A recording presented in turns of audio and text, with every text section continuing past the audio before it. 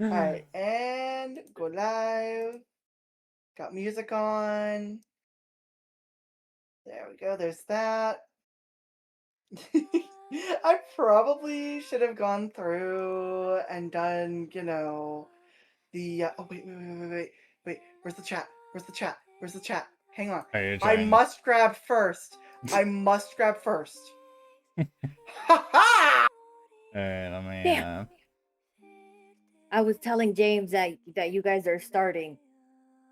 I have not. I had to grab first on Mills. Yep, and I'm in. Let me go ahead and drop in a stream announcement at chatting. We are live with Amelia Loft and at Meg.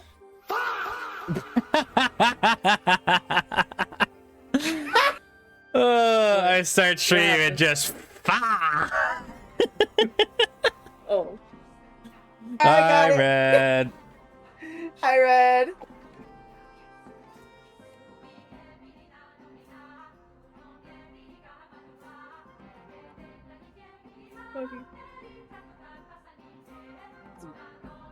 Bullshit lore. my stream message that I sent in my Discord is just, hey, we're live for a lore horror on Genshin, and it's bullshit lore. Yeah. Dude, did you put me on top of the TV like the freaking old bunny ears? You just had to move Thank you for the hydrate fire. Is that fire? Wait, you guys aren't knocking. We did. Or you guys haven't knocked. No. We did. It's There's so much. There's so much. There's so much noise. Refreshing it. Oh. It's either doubled or tripled. No, I want to throw stuff too. Come on, you load. This is going well. Oh God! Shared chat. Fire, now it says that. fire, honey, I love you. Oh my God, that was traumatic. You laugh. I just had the bananas. Too. Thing. Oh God, premonitions. Ah! This is going well. Yes. Sorry. Okay. What the fuck? Ow. I am truly sorry, Gregory. I fucked up the cobblestone generator. Hey, Kiva. Kiva? They just redeemed the Freddy Faz fucked up.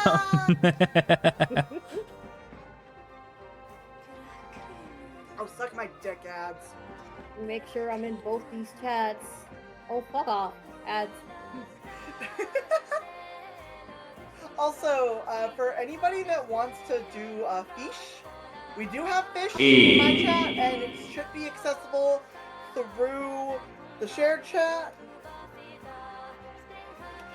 Yeah, I'm gonna fish. There's no chess? What does that mean? Damn. Where'd I go? My What? Cherubi one just got launched out of the screen. Where'd I go? What does that mean? What do you mean there's no chess? Nice, No, I'll hate them. No, I hate them. Take it back. Throw him back in the water. Throw him back in the water. It could have been he who's not named. Is he in the pool? I can't spell? Know. He may be. Oh. He may be. I don't remember where I stopped. Oh, Lord. He's coming God! for me. Like, go away! Oh. This is your second time getting Oh, there's no morning? cheese. Yes. Cheese. Slapped cheese. I should have it. Well, I don't have a VTuber, so it'd be hard to throw cheese at my VTuber at the moment, but... Oh, what's Fire getting? Fire's getting? Aether! Hey, Fire, how do you enjoy your main character? Tabibito. No cheese in the cheese chest.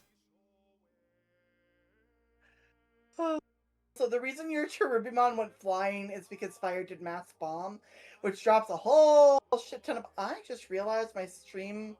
my little stream avatars are hiding behind Nouvellette. Lol. Yes. I didn't Hiding realize that. behind him. Yes. Some back only side characters here. Well, funny you should say that. I hope you guys are ready to learn today. Mm-hmm. Today's plan. Complaining. Also, question chat, how is audio for everybody? And music. Which we will be going through, and as we go through the different regions, I know I myself am planning on swapping the music around to match different areas. Yeah, I'm not putting that much effort in. Why not? I don't Genshin's mind. gonna get what it gets, and it's not gonna be upset. I'm not the one having to That's control nice. PowerPoint, so that's why I'm able to do it. Oh, I'm here. Zuki! Hi, I'm Biz. just here. Welcome, everyone. So to give you the Hi, premise, Zuki. we're long overdue for a discussion of Genshin's lore. That's a good point. And so the plan is I have created a 20 slideshow, 19 of which are actually me going to be presenting information. The last one is a discussion slide. After my presentation, we will then be going over theories, complaints, other relevant information. The echo A thing to chamber. also keep in mind. Hmm. Mill, this is fully updated to 6.2, correct? Yes, so if you haven't played the most recent Archon quest, you have been warned. Spoilers ahead! Yes. Also, if you haven't played the Archon quest, I highly suggest you do. I will be uploading my playing the new Archon quest once I get back the VOD from Mill because it doesn't want to fucking send. I might Yeah, have let me actually check accidentally the almost doxed myself yesterday. It still says starting upload. I might have to find another way to send it to you because this shit is not working for some reason. Oh joy! But Anyway. I might have almost doxed myself yesterday. Just a little. So Mill had Just to me. edit the VOD for me because I don't know how to edit VODs, and afterwards you guys are going to see chaos, along with me having an absolute fucking crash out for Act 6. Oh, did I have a valid- crash out? Valid crash out. You gotta make sure everyone knows that it's a valid crash out. I say we record our planned massacre. Yes. That's gonna be cathartic to go back and rewatch. Yes. I wish Genshin had a revivify spell, so it's like we kill Dottore and it's like, oh no, I say when we're done, brings him back so we can kill him Oh, again. fuck Oh, that would be so cathartic. It would. Get your It ass would be. back here. You're not fucking done yet, bitch! Or honestly, you know what'd be even crazier? Be like, give him karmic punishment. You know, it's like, oh, you wanted to be immortal? Cool, you're gonna die infinitely. Zuki, have Hell you yeah. done 6.2? Oh yeah. No, Miz is caught up. Miz is fully Is caught this? up. Yeah.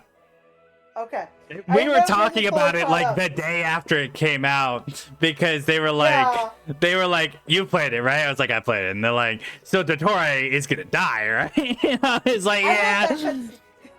I had that cutscene today. He doesn't I have had a that cutscene choice. today. The decision has been made. Also, I never saw He if anybody died. said how sounds are. Oh, I have it muted because the echo. Oh yeah, yeah. And now it's buffering. Hello, computer? Gotta Well, love. it's probably when because computers my do that. it's probably because my house is hot as fuck because the AC is dying again. And I have 3 streams up that I'm switching. You already between. needed to die before, but now it's even more on site. Yeah. Burn the witch. I don't care I if don't we get some care. big titty Latinas or goth girls or Exactly. femboys. That's what I was. Okay, I Anyway. actually cannot have so many streams open. My computer feels hot as hell. That's In this hot ass so fucking valid. room I'm in. I don't mind if you close out of mine, hun. Mine as well, since you've already got the slideshow up on Discord. Yeah, it's bullshit. So bad. Dave's getting his ass kicked behind us. R.I.P. Anyway, But it's fine. No. Now move to the live screen. Oh, I got I a big- fear got a big the fish. time has come. We're gonna move over to the screen. Welcome everybody. Oh, good. Ooh. I fished up our Deku scrub. Fuck yeah. All right. So, hang on just a second, guys. It's going to be a little bit fucky for a minute. Gotta change the music. Oh, God, where's my mouse? Okay, and then on stat music. On start OST. Because, yes. What's funny is my playlist is going backward from Nod Cry to Mondstadt. So currently I'm in Fontaine as we're beginning the presentation. Okay. I've got to have up the thing, so let me pull up chat on my phone. Oop, that's a meal. There we go. All right, we are officially up and running. All right. Well, without further ado, let's begin, because we're going to be here for a while. Welcome, one and all, to Genshin Impact Lore's ass. Here's why. So, some clarifying points. My sources. In this presentation, we will be pulling only from Archon quests, interlude quests, and select story character quests, and some world quests. I will not acknowledge books or weapon descriptions as evidence towards anything, because if they didn't want to put it in a voice line, then Genshin didn't care about it. Also, as a side note, since Genshin has sought to make their player as an insert character, there will be times where I reference to the Traveler as if I'm addressing you, the audience, and there's other times where I'll address them as if they're their own person, third-person perspective. And finally, I, Billy Loft, am actually the newest player out of everybody in this call, so I don't know everything. Give me some grace. I just finished up all the Archon quests in, like, the past month, so there might be a few gaps here. You've got 2 seasoned Genshin players with you, so... But without any further ado, the opening. Okay. 2 seasoned Genshin characters, or players, but one Our of them has, characters. memory issues. Almost the same, though. This is going to go great. Have memory issues. So, the game opens with our sibling and us flying over what appears to be modern Leeway and Mondstadt based on that cutscene way back in 2020, before reaching Celestia and preparing to travel to a new world. Then the unnamed figure, who has very recently been revealed to be Asmodee, the Shade of Space, steps out from a diamond-shaped rift in space, seeking to stop the siblings from leaving. A brief battle ensues. After picking our player character, the other sibling is cubed, and bye-bye. We try to fight on a little longer, but we get cubed too, and then it smash cuts to a cutscene of us explaining to Paimon on a beach in Mondstadt that we found Paimon 2 months ago, and we don't know how many years it's been since this moment right now and when we got separated from our siblings. So we know that it has to have been years between the cutscene and when we're talking to Paimon on that beach when the game begins. How many years? Unspecified. Fuck you, Koyo. But the premise is set. Find sibling, regain our power, dip out. Beef. Welcome to the land of Tevat. Wait, I fucked that up already. Welcome to Tevat, the land of elements. Each station has a corresponding element, but you don't have to live in that nation to receive the vision of that element. Each element has a corresponding god, the Archons, granted their authority by Celestia, the island above, which we know nothing about, mostly, kinda. It's complicated. Also, the Cryo Archon is running a mafia-style gang that is infiltrating each nation to steal the Gnosis, but don't pay too much attention to that right now. Mondstadt is Germany. Land of freedom and wind. Run, in big quotation marks, by the animal Archon Venti, who pretends to be a mortal bard, but is constantly hiding how much knowledge he truly has. This guy will not tell me shit. Mondstadt has been pretty devoid of conflict for a couple millennia, to be honest, since Venti, despite being a pretty lazy fuck, is surprisingly good at his job. The Archon quest here is to stop the fuck you dragon Dvalin, who was corrupted by his fight with Durin centuries ago, and is also being manipulated by the Abyss Order. After succeeding, Venti tells you jack shit and points you towards Leeway. Okay, so I will let Chad know this is my first time seeing the slideshow, and I'm sorry. The fuck you, Drake. I had to throw comedy in here because if I didn't throw a little bit of comedy, it would be a very boring slideshow. I'm not gonna lie. I mean, we're gonna need some laughter to get through the absolute abomination of a timeline that Genshin is. Real. You dragon. All right. So next up, Leeway. Me out on Dvala. Wait. Gotta change my music again. So, let me finish. Oh, I forgot to message somebody that we were doing this. Give me 2 seconds. That's more than fine for me. I'm swapping music. Time for the nation of rock hard abs. So, Meg, congratulations on catching Dorn. That is another character out of the Bind Time D&D session. Ah, congratulations on catching Arlecchino. I was not expecting Arlie. I forgot I made her coin worth so fucking high. I mean, she's her favorite. She deserves to be that fucking high. I just realized my VTuber is blocking all the text on this one. Hold on, chat. Time to throw yourself around. Have to find it. Also, Ally keeps passing herself around like crazy. Jesus. That's Ascendance. I'm just gonna, reach over and snag Sino and just slowly drag him. Deactivated my trap card and leave. Right. I also love all the Digimon seem to love stopping right in front of Farina. Actually, well, I mean, Nuvolette is above everybody else. Hang on, what the fuck? Newbie, baby. he's a big boy. The Hydro Dragon. I just watched you. I watched you vanish behind him. I'm not perfect, exactly where I want to be. but I am mostly reading off the slides anyway, so it's not like. I had to have one of them open because I just see chat in case a question is asked that I might be able to help with. Was at the end of the line, so Sunny is the one that stayed open. All right, so we can finally get back to Leeway. So Mondstadt gave you nothing. We've been there, and we're here to help you. Call 1-800-FUCK-YOU today for a free session of Genshin therapy. Okay, but in all seriousness, this station does present quite a bit in the main Archon quest, just not what you might expect. Leeway, the land of rocks and contracts, because that makes sense. The people here revere and worship their god, Rex Lapis. Morax, the Geo Archon, appears once a year in a special ceremony, and he's dead. JK, he faked it. He wanted to test humanity to see if they were ready to take over the land, since he's geriatric and wants to retire.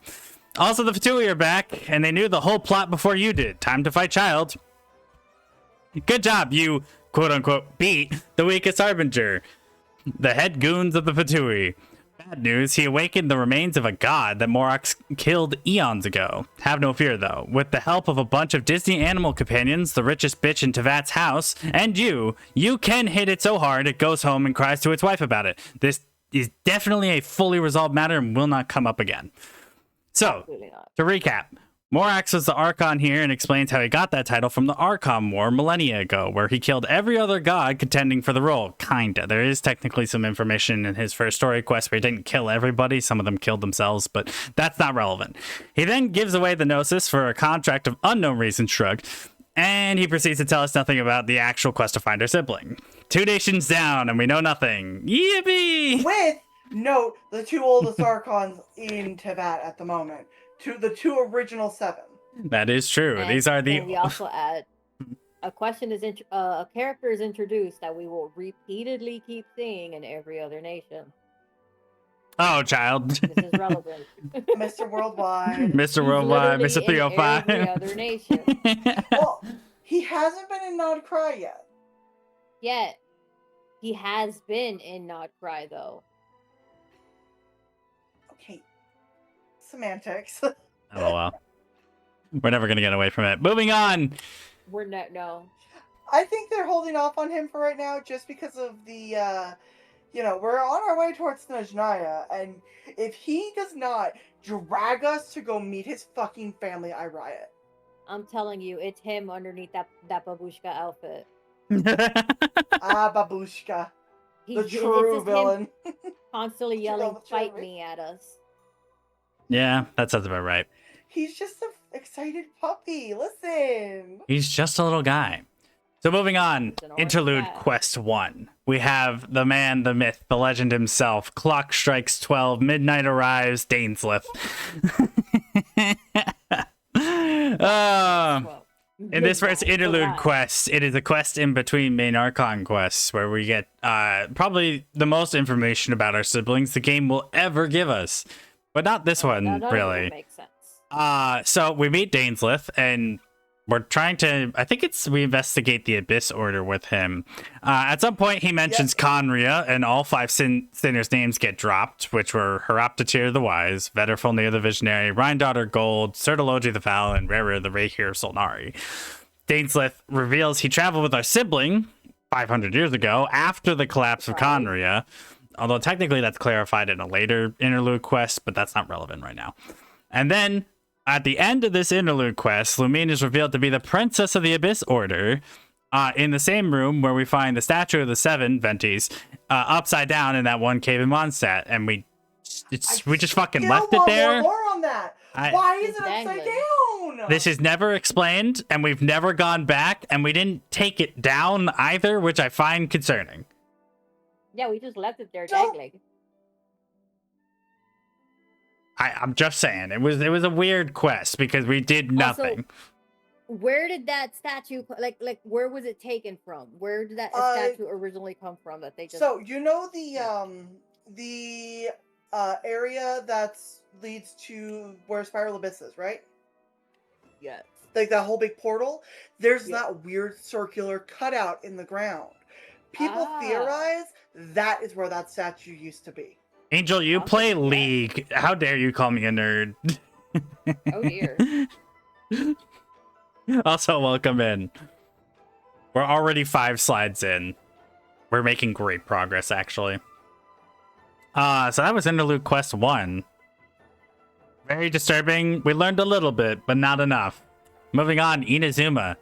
Now this one. Oh boy. This one. The land is called a real It's- life time gated quest. It's just Edo period Japan. It's just Edo period Japan, bar for bar. But in all serious, Japan, I mean Inazuma, Inazuma is the land of Electro Izuma? and yeah, I know, is the land of Electro and Izuma? eternity. So the Archon avoided confronting death by locking herself in her own mind for 500 years. This nation introduced Daimyo. what happens when a vision is stolen, what delusions are, and what happens when you use them, and the possibility of using 2 visions at once. None of these will ever come up again. This nation's Archon quest will not touch on either Conria or the Archon War, so stop typing.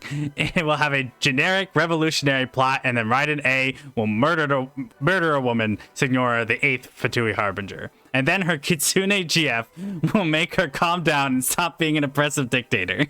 We do not learn anything about our siblings here. Please let me leave. Also, sorry, go ahead. Inazuma was super pretty though. If you It- ignore all It the was lightning. gorgeous. It was pretty. And we It was do gorgeous. It had beautiful music, but was it really plot relevant? no. And we do get to Well- meet Scaramouche, the 6th Fatui Harbinger. He takes the Electro Surimi Island. Gnosis and also the 2 Gnosis that Signora originally took. So all 3 go with him to Sumeru. Inazuma specifically, not really plot relevant. Surimi Island and Enkanomiya under Inazuma, plot relevant. Fucking Konamiya! You know what's funny? Unless I missed stuff in the summary video of the stuff that was relevant from Enkanomiya, it didn't seem that relevant either, but we'll get back to that later. Moving on, Interlude Quest 2. We meet with Daneslith again and head into the chasm to check out some whack shit. Fuck the chasm! I really wish I liked this interlude quest more, but not a lot happens, I promise. We fight some guys, explore an upside-down city. The Abyss Order harasses us. The guy on the slide, Halfdan, sacrifices himself to help us, and that's pretty much the whole thing. The only interesting info that's revealed is when the Traveler touches a flower and sees his sibling and Abyss Herald talking about restoring the homeland. This is relevant, but it gets explained later, so I can't really touch on it. New enemies are introduced, though. Big armored Condrian. We did also find out about bastards that immortality. beat the shit out of you. Yeah, that the Conrians are suffering as hitty turtles in 30 Oh, is this when it first gets revealed? I thought... Yeah. Okay, I apologize. So I missed that they're detail. going to the chasm to go die in a corner. Yeah, for some reason I feel called to go back to the chasm to die. But the Yeah. chasm, and where Conria is supposed to be, is very drastically far apart. They feel like they're connected in some sense. Like, I feel like at some point maybe Conrians could have exited Conria through the chasm to go onto the surface. But, like, that's a theory. That's just a game theory. But Now we know with the more recent things that Conria, for a good portion, was underground, and so is the chasm, and filled with abyss. So, if you just look Maybe that's why environmentally, the it is an chasm- underground, abyss-filled hellhole. Conria. Maybe that's why they felt like that was pretty much Yeah. home and it's thought to go die. all right. Next up, we have Sumeru. Gulegun. Wait, no, Sumeru. The land of Dendro and wisdom. Home of the Baghdad House of the Academia. In Sumeru City, you're trapped in the Lotus Hotel for wow, this is just a bundle of references. Anyway, the jokes write themselves. But anyway, this nation has the most lore so far, so buckle your fuckle and lock in. 500 years ago, during the Cataclysm, an event that seems so far to be a moderate inconvenience to the other nations, damn near ended the world, and here's how. But first, experience Samsara and overthrow the government. Yeah, none of that matters. The Academia is using the Akasha to try to turn the Sixth Harbinger into a new god with the help of Satan himself, Dottore, who somehow fractured himself across time. After you endure an incredibly edgy fight to stop the twink from becoming an Ava pilot, then you finally get a crumb of lore where the essence of the former Archon Greater Rukkhadevata tells you greater Lord Rukkhadevata tells you the god/king of the desert civilization, King Deshret, at the same time of the Cataclysm, but completely unrelated, consumed forbidden knowledge and corrupted Irminsul, the tree of the world. Then the former Dendro Archon sacrificed herself since the tree was her, and now she's gone, but that shit's fixed, LMFAO. We forgot about the doctor. He turns up and Nahida bargains away both Gnosis, Dendro and Electro, for Dottore to get rid of his copies and for knowledge that Dottore has about the world. Nahida then tells us about the concept of the Descenders and that we are number 4, but our sibling isn't one. Celestia is believed to be the first Descender. So, lots of information there, but none of it about Condria or the Archon War, which seem to be the two biggest noodle incidents of the world. But as you come to find, the further we get into this, there's 500 noodle incidents because they can't stop making ancient civilizations.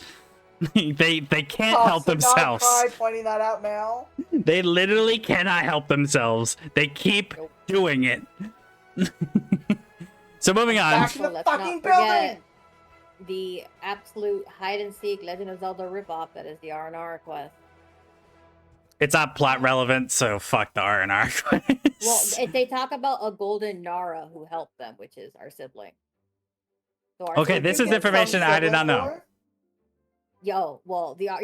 They constantly refer to a golden Nara that helped them, like during the Cataclysm and stuff like that, and that we look like very similar to them, which later on revealed that it's straight up just our What's sibling. funny is that makes a lot of sense given what comes next. Interlude Quest 3, the time that we basically got to see into the life of our sibling because the ley lines did something. That fucked me up.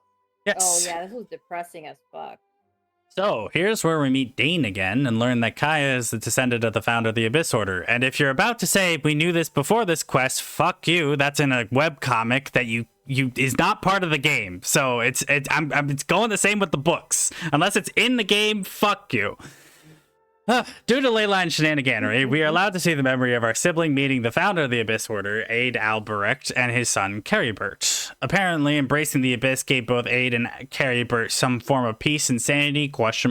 Also, we hear the voice of Edifulnir, the visionary, when they go to see the crystal that's kind of the same as the upside-down statue in that one cave during this quest, although we can't be certain... Why did I fuck up that pronunciation so much? Certain that it actually was Vedifulnir because of certain information that we get later on that I will backtrack to when it gets relevant. But not much action is taken. We seemingly just get to experience this and then go about our business. So yeah, this is very much like a learning quest. Like, here, find out why your sibling is working with the Abyss Order, or at least how they met him. What? Sorry, I was just like, what music am I listening to? All right, time for everybody's favorite nation, Fontaine. Oh, traveler, wouldn't gliding be faster? Bonjour, you fucking ass. Welcome to France. I mean, Fontaine. Can you guess by the name what element this nation is? Nation of Hydro and Justice. Okay. I'm gonna be honest with you. The nation's plot is almost devoid of connection to the outside world. It's pretty bad. So the actual plot is the traveler experiencing Ace Attorney, then going to jail. I'm not even joking. The lore drop here, though, is that the former Hydro Archon turned Oceanids into humans using the power of the Primordial Sea. What's that? Well, we'll get to that later. And thus gained the ire of Celestia, who decided a just punishment was drowning everyone. The world was at one time entirely an ocean, not unlike real life, and that is where life on the planet spawned from. 3, a fucking whale from space was drinking the Primordial Sea in the Abyss. 4, Focalors split herself in two and then died to give Neuvillette his authority back as the Hydro Sovereign Dragon. Now, at this point, the Hydro Sovereign Dragons have only been mentioned in passing during these quests at the very least. The majority of information... Not the Hydro Sovereign Dragons, it was just the Dragon Sovereigns. The way it's read to me whenever I've read over this has been that there was only one of each element that actually had... Yeah, that's what I'm saying. Like, I was talking about the 7 elemental sovereigns. You had said Hydro Sovereign Dragons, so I was like, there should only be the one, technically. My bad. I meant to say singular there. We can also that's what I was always wanting to hope clarify. for another Neuvillette, to be honest. I mean, we could go for another another I'm gonna shut my mouth really fast. Yes, but we were largely under the assumption that all the sovereigns had died eons ago in the Dragon War, which has been since renamed to the War of Funerary Flame, but we'll get to that later. Not to mention, they're barely mentioned anywhere in the main plot quests. Like, they're mentioned in passing, I think, first in Leeway, when they're talking about the origin of the Gnosis. I think. Like, they're very rarely mentioned until this, where we find out that they held the throne of the elemental powers until they were taken by Celestia during that war eons ago. And eons, for fun fact, is the word for millions of years ago. Just so everybody in this chat's aware. Anyway, number 5, Neuvillette undoes the curse of the dissolving, and then with the help of us, we beat the fuck out the whale. Before we can finish it off, though, Skirk, a character mentioned in passing by Child, shows up and tells us what the whale is, yoinks it, mentions Sertology as her master, and then tells us to get the fuck out. If I had a nickel for every time we learned nothing about our sibling from an Archon quest, I'd be inching ever closer to a full $1. Oh, and Neuvillette gave the Hydronosis away. Also point out, again, a child. Oh yes, there your again. husband showed back up. Yep. Child can't help himself. He does keep showing up everywhere. So next up, Interlude Quest 4. Finally, some good fucking food. It's time for more leyline shenaniganery, as we receive a commission about a person who no one can seem to find or remember in Sumeru. Of course, Daintless show up, but this time he's acting a little strange. Turns out, Caribur, the hilichurl son of the Abyss Order founder from the last interlude chapter, has begun his transformation into something called the Loom of Fate. It's not entirely clear what the Loom of Fate is at this moment, since it's an esoteric concept, but basically, in being turned into this item, he has the ability to fuck with the ley lines and change the memories. He fucks with Dainslet to get him alone so the Abyss Twin can fight him for the first Field Tiller Eye, which they succeed. Then in a time neither of them can really remember because it existed in Calibur's memory before he stopped existing, the twins get to talk for the first time in the entire plot, and nothing of real consequence or substance gets said here, but it is at least touching before they both forget it. And then we fuck off. I was so mad with this quest.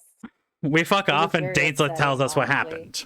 happened. Like, it was very much a, like, cul-de-sac of a quest. Like, nothing of substance happened there. It was just a big bubble on the timeline. But It's just to learn about the loom. it was just to learn about the Loom of Fate, which will become incredibly relevant later. Finally, we get to Natlan.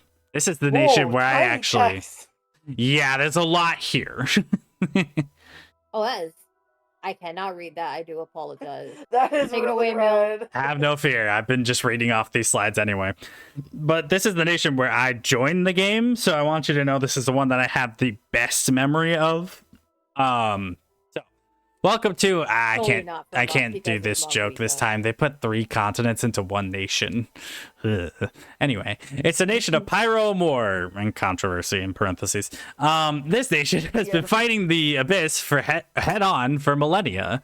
The plot of the quest is to defeat the Abyss and restore Natlan's unique ley lines. Pretty simple premise with a lot of layers due to the history of Natlan. What we learn is that ancient humans went to war with the dragon sovereigns of this land, not to be confused with the elemental sovereigns like Nuvalet, led by Xbalanque, who would go on to become the first Pyro Archon. Listen, they're all Damn, Xbalanque, that's a weird color for you. they're all Idro or they're all Iro at the end, so you cut me some slack. Anyway, he made a deal with Renova, the ruler of death. This is actually the first time we get Fuck that introduced bitch. to any sort of shade by name. All our homies hate that bitch. Along with the ruler of the Night Kingdom, who is also an angel, to have the ley lines of Natlan repaired. Natlan's ley lines we are have angels, disconnected everyone. from the rest of Tevat. This is really funny that they're like, all Sealies and I are angels, but we all lost our form years ago because of something. We're not going to tell you, fuck you. And I'm like, all right. Thanks, Lord of the Night. Generation. Yeah, so basically, and they were also able to ignore the sting of death in the war while fighting against the Abyss. When the cataclysm struck, the Night Kingdom was corrupted, and thus Malvika formed a plan and left her then present to reincarnate into the time of the Traveler 500 years in the future. With her... Yahala. Hi. Yahala. Ayahala, you are not wrong. This is literally a book. Yeah, deadass. And So- this is like the massively parsed down lore at that. Also, asterisk, everyone in Natlan is ready to fucking throw down at the drop of a hat. It is on site with anyone in Natlan. Get ready. They're the nation of war for a reason. Deadass. Where was I? With her plan and Xbalanque's OG plan, as well as help from us, we purify the Night Kingdom, and Mavrika was going to give her soul to repair the ley lines for Natlan, but the Harbinger, who has largely been on our side for the majority of the events during this quest, The gives God his King. immortal soul for the cause, pulling a fast one Oh on the my ruler of God. death, who cursed him and all pure-blooded Conrians with immortality, thus giving the Leylons a permanent fix in Natlan, and they shall know peace. This also marks the first time a Gnosis was not stolen or given away by to the Fatui. But Milia, I hear you cry, what of our sibling? This is Genshin Impact. We didn't get shit. Which a No, note on the but- whole Conrian immortality. Yes. The Helichurls are technically mixed blood Conrians. They are not pure blood. Yes. So they're mixed with people from Sumeru, people from Mondstadt, from other nations. And that is... Oh, I remember when I first found that out, I felt like scum for every Helichurl I killed. I still kind of Also- do. Yeah. Just so you guys know, in case you're trying to break it, the Tevat world record for days of no sleep is 500 and is held personally by Capitano. Good luck. Yeah, there's no way any of y'all are breaking that. Nope. Yeah. Also, It's- our daddy will come home one day. He will go. He will Will. come home. But anyway, He will come home. Interlude Quest 5. Can we get serious now?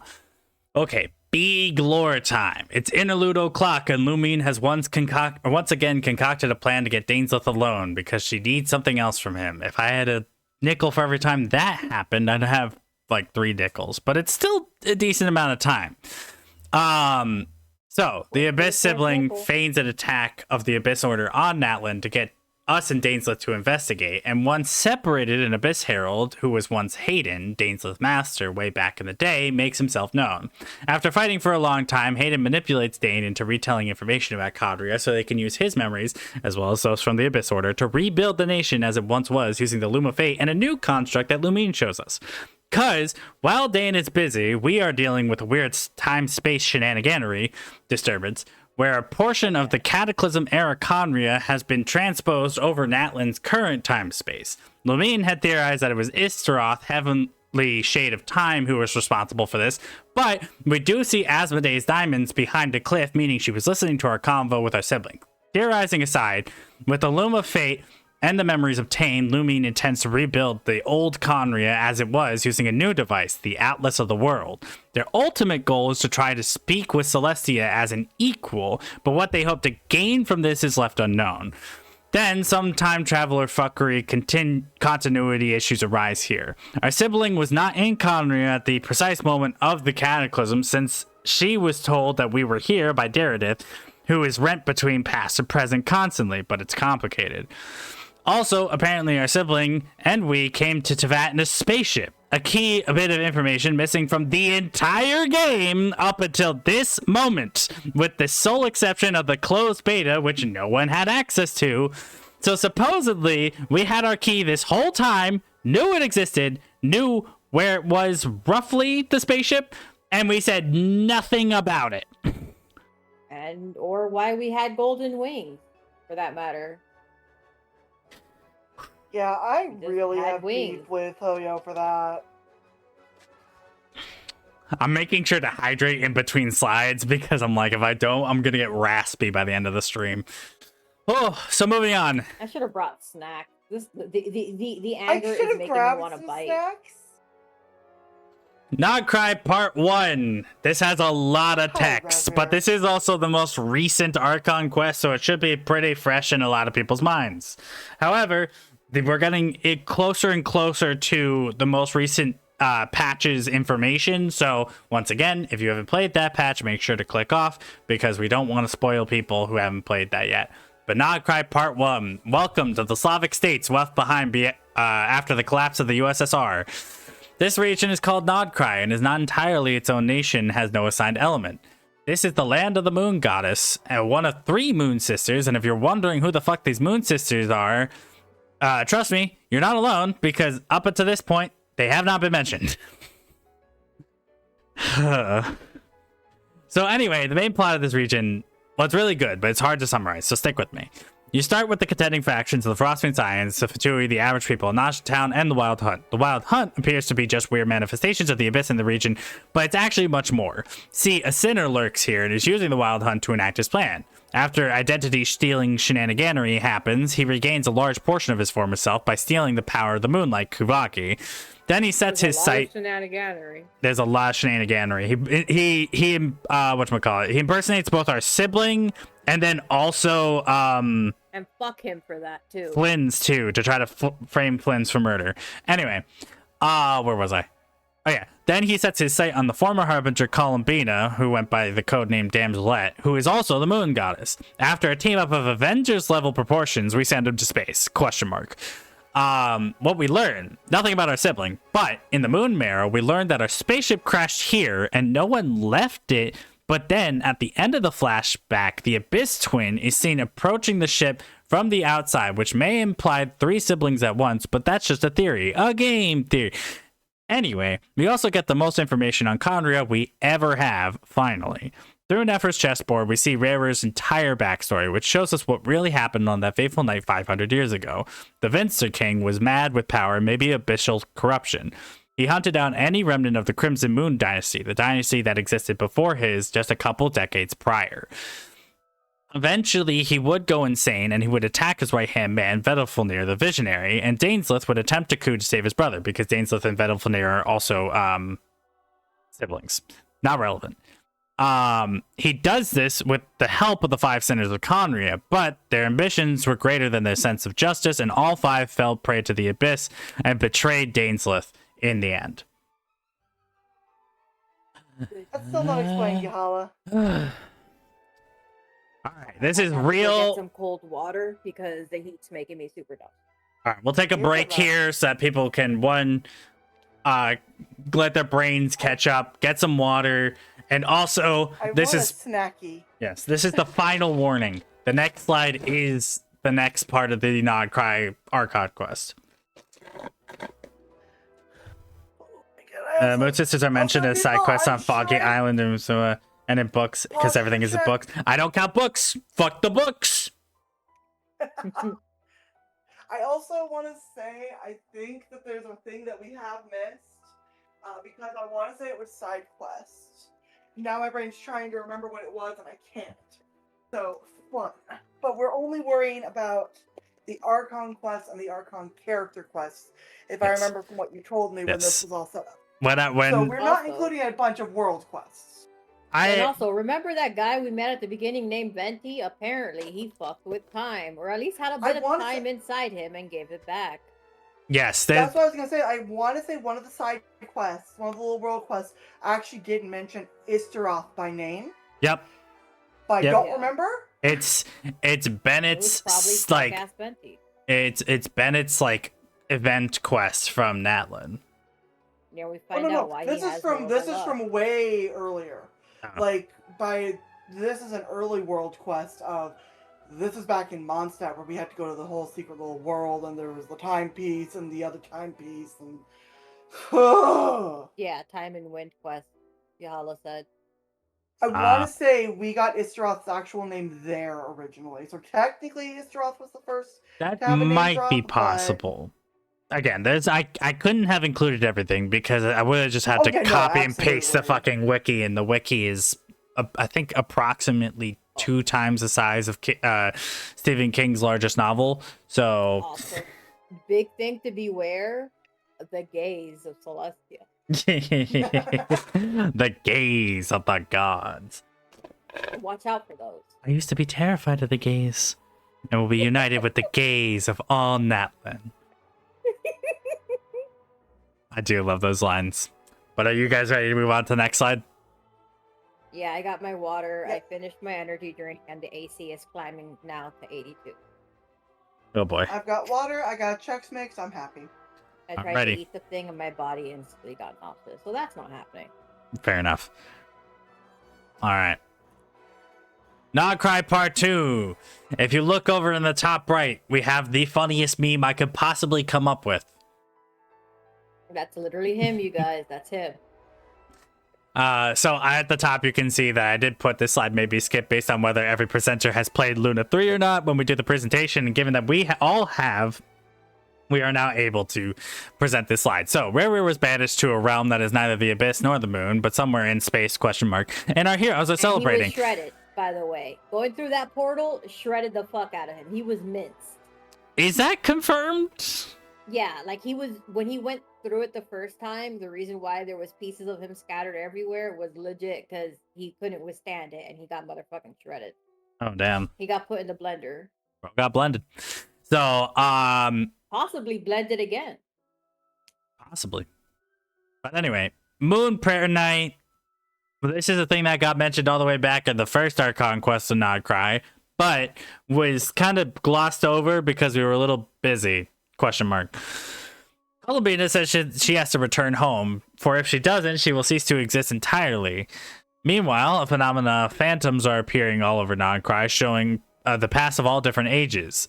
The initial explanation that is due to the proximity of the remaining moon outside the fake sky to Tevat, who everyone seems roughly aware of now. Like, that was a theory 5 patches ago, and now everyone's aware of the fake sky. Everyone. But never mind. Anyway. Which, by the way, it wasn't mentioned. A hole was blown in the I did forget that part of the Natlin Archon quest. Mavrika vehicular manslaughtered the sky, and she should have her license revoked if Yes, She I did forget a key detail. After Mav got powered up by the Night Soul energy, she punched a hole into the fake sky, and some moon fragments of a shattered moon came through. I believe it was the Eternal Moon that then got dragged down by the Fatui to be used for research purposes in Nodcry. But the Fatui are, once again, very much like deuteragonists to the story rather than antagonists, so... They're just constantly there. Precisely. Everywhere you go, they'll be watching you. So, our The off... thing that was mentioned. Oh my god, I didn't move my throwing system. Shit. Well, while Sunny's getting harassed, our off-brand Avengers investigate to find out, some limited info about Hyperborea, yet another ancient civilization barely mentioned before, and we finally get to meet some Hexen Circle people, Alice and Nicole to be exact. We'll find out that before we continue, did you mention the shades talking? that 'Cause I fear is technically a trailer, Thank you for the hydrate. and so I'm like, I want to it count does it give us as information about Rhine-Daughter and the Hexen Circle. And you can Because we're about to go and yourself talk a Yeah. about snack because Yeah, so I- Hexen Circle, Alice, and N.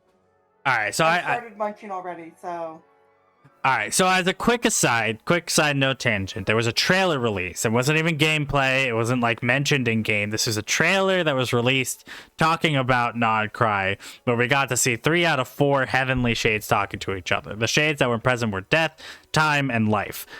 Space wasn't present, and that they also mentioned the fact that she's kind of been AWOL for a long time. But that's not super important at the moment. What is important is that we know that Rhine-Daughter Gold fused with... What was the original name of the Shade of Life? Asmodee? Anyway. No, Asmodee. No. Not Easteroth. No, Easteroth this Renova. time. Nibelung? No, Nibelung is the Dragon King. Yeah. Anyway, Rhine-Daughter Ah. fused with the Shade of Life somehow, which this is unexplained, but not relevant. Nefarious. Thank I you. knew it started with an N. And so Rhine-Daughter, Nefarious fusion, Renova, and Isteroth are all speaking in some weird meeting place, and that's just kind of like it's literally just a scene to kind of like introduce these characters, and then they mention that Space has been AWOL for a while, which They fucked up by giving them a human form. Because You're just ignoring the Fuck fact you. that I'm doing this. yeah. I'm confirming redeems, and I'm getting pelted with shit. Lol. So we find out the Hexen Circle is responsible for maintaining the border of Tevat, and they're blaming the unusual phantoms on the fact that there are 3 moons in Nodcry. The Everlasting Marrow is a Traveler, the Iridescent Marrow is an Arlecchino, and of course, Columbina is a moon goddess. Trying to juggle tasks, the party runs out of time, and Columbina loses her physical form, so they bust their ass to try to get her back into with a beautiful found family story. The important lore learned here is where the Hyperborea moon gate is, and then that they chronicled that the moon goddesses were made by Nibelung, and then Celestia arrived while he was exploring the cosmos. Celestia didn't particularly care about the moons, since they weren't really in the way of their plans, and while the sisters kind of debated whether they should help or hinder Celestia, Nibelung returned. Thinking that the Moon Sisters had already betrayed him, Nibelung trapped them and then used their moons as a weapon. Celestia then shattered 2 moons to stop it from, doing too much damage, and then casted all 3 beyond the false sky. Rejected by the world, all 3 sisters kind of withered away and died. So that is... So that's a lot of power right there. Not only did Celestia bust that shit up, but they flung it a distance. Mm-hmm. There we go. So, Jesus Christ.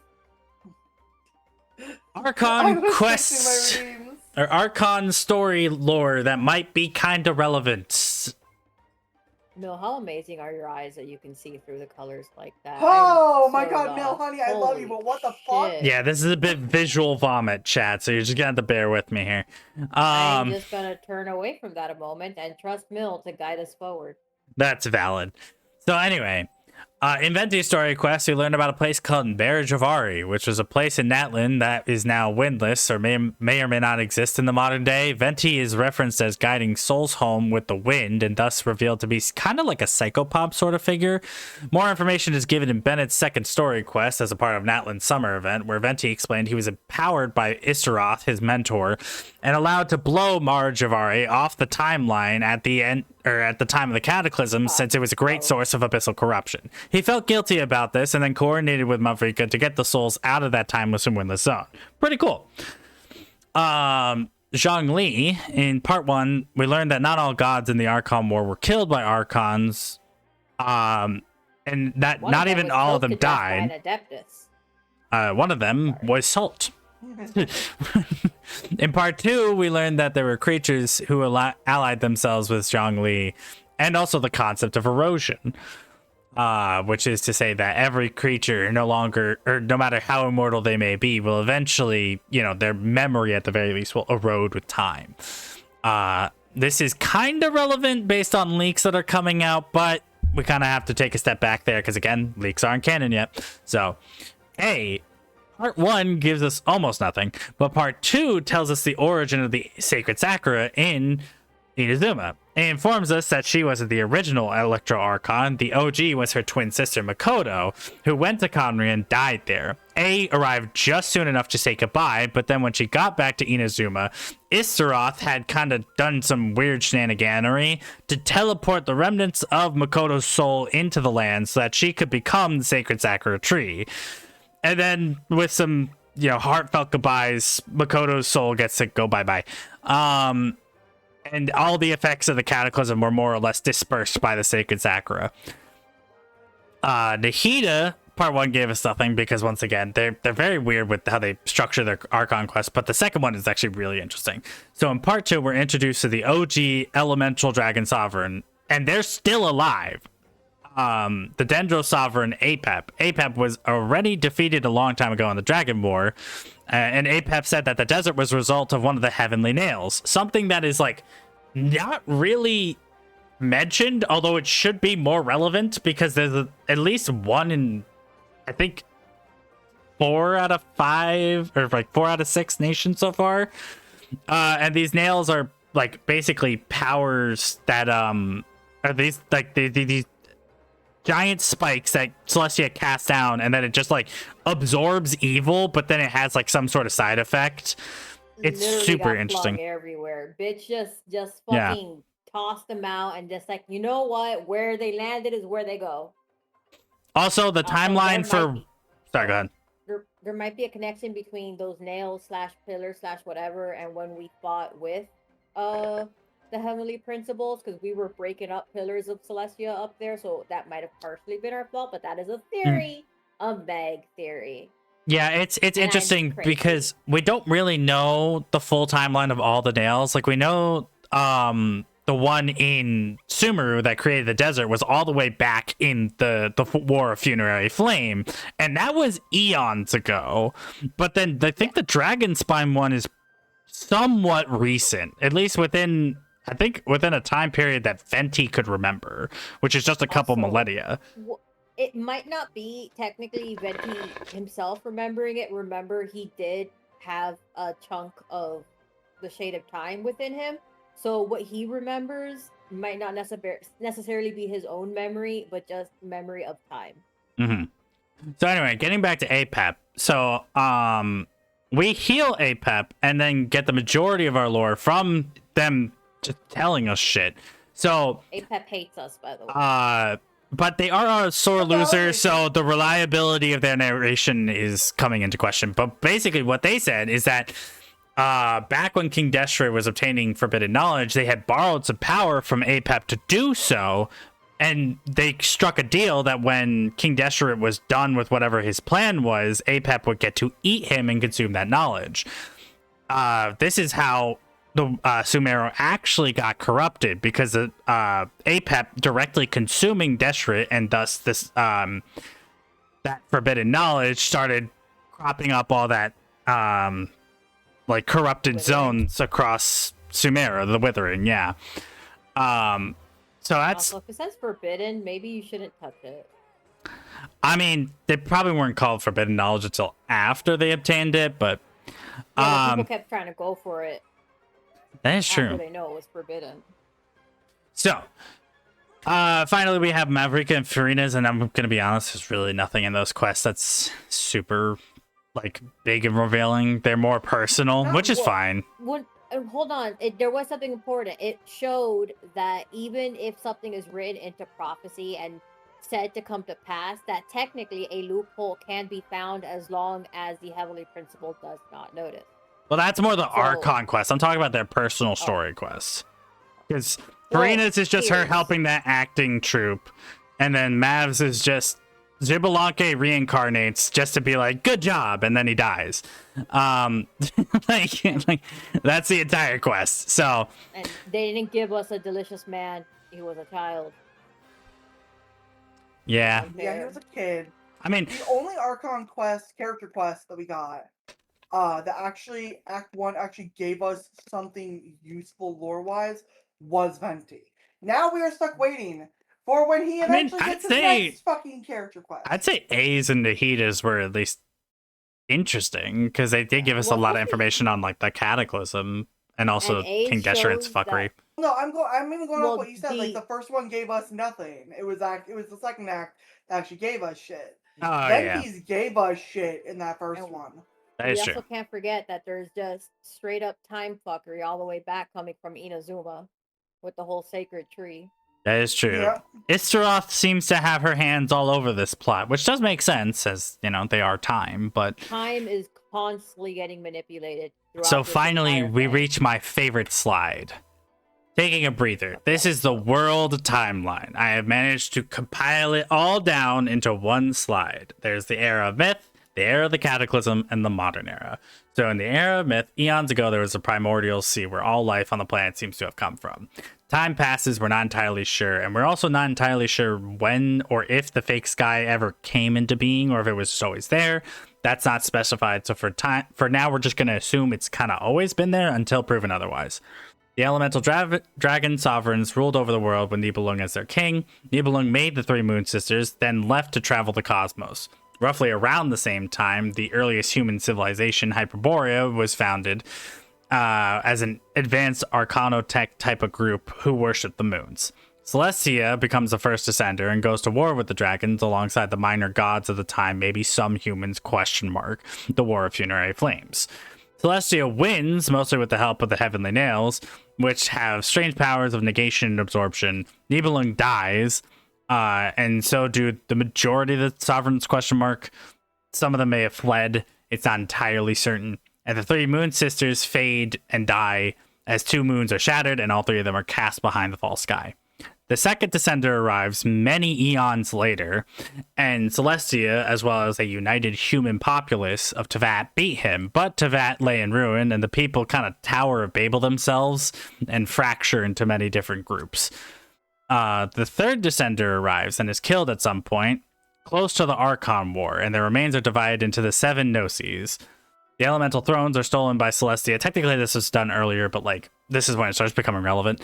The elemental thrones are stolen and then handed out to minor gods who won the Archon War, which would be Barbados Venti, Morak Shanli, Habarim Xbalanque, Baal Makoto, Focalors Ageria, Buer Rukadavada, and Belisar, I believe this is the only time I've ever taken something from a book. Belisar was the Archon before the Tsaritsa. Yeah.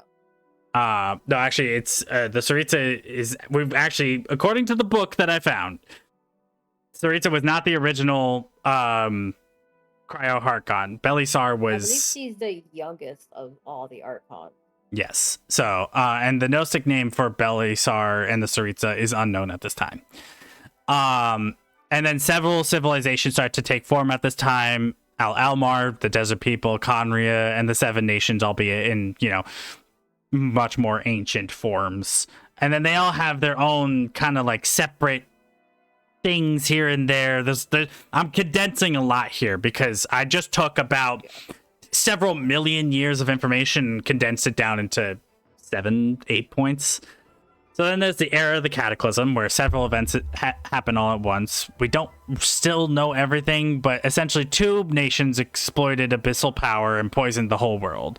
Al-Almar's kingdom in the desert and Conria both simultaneously set off an apocalypse of biblical proportion, where the whole world was covered in darkness.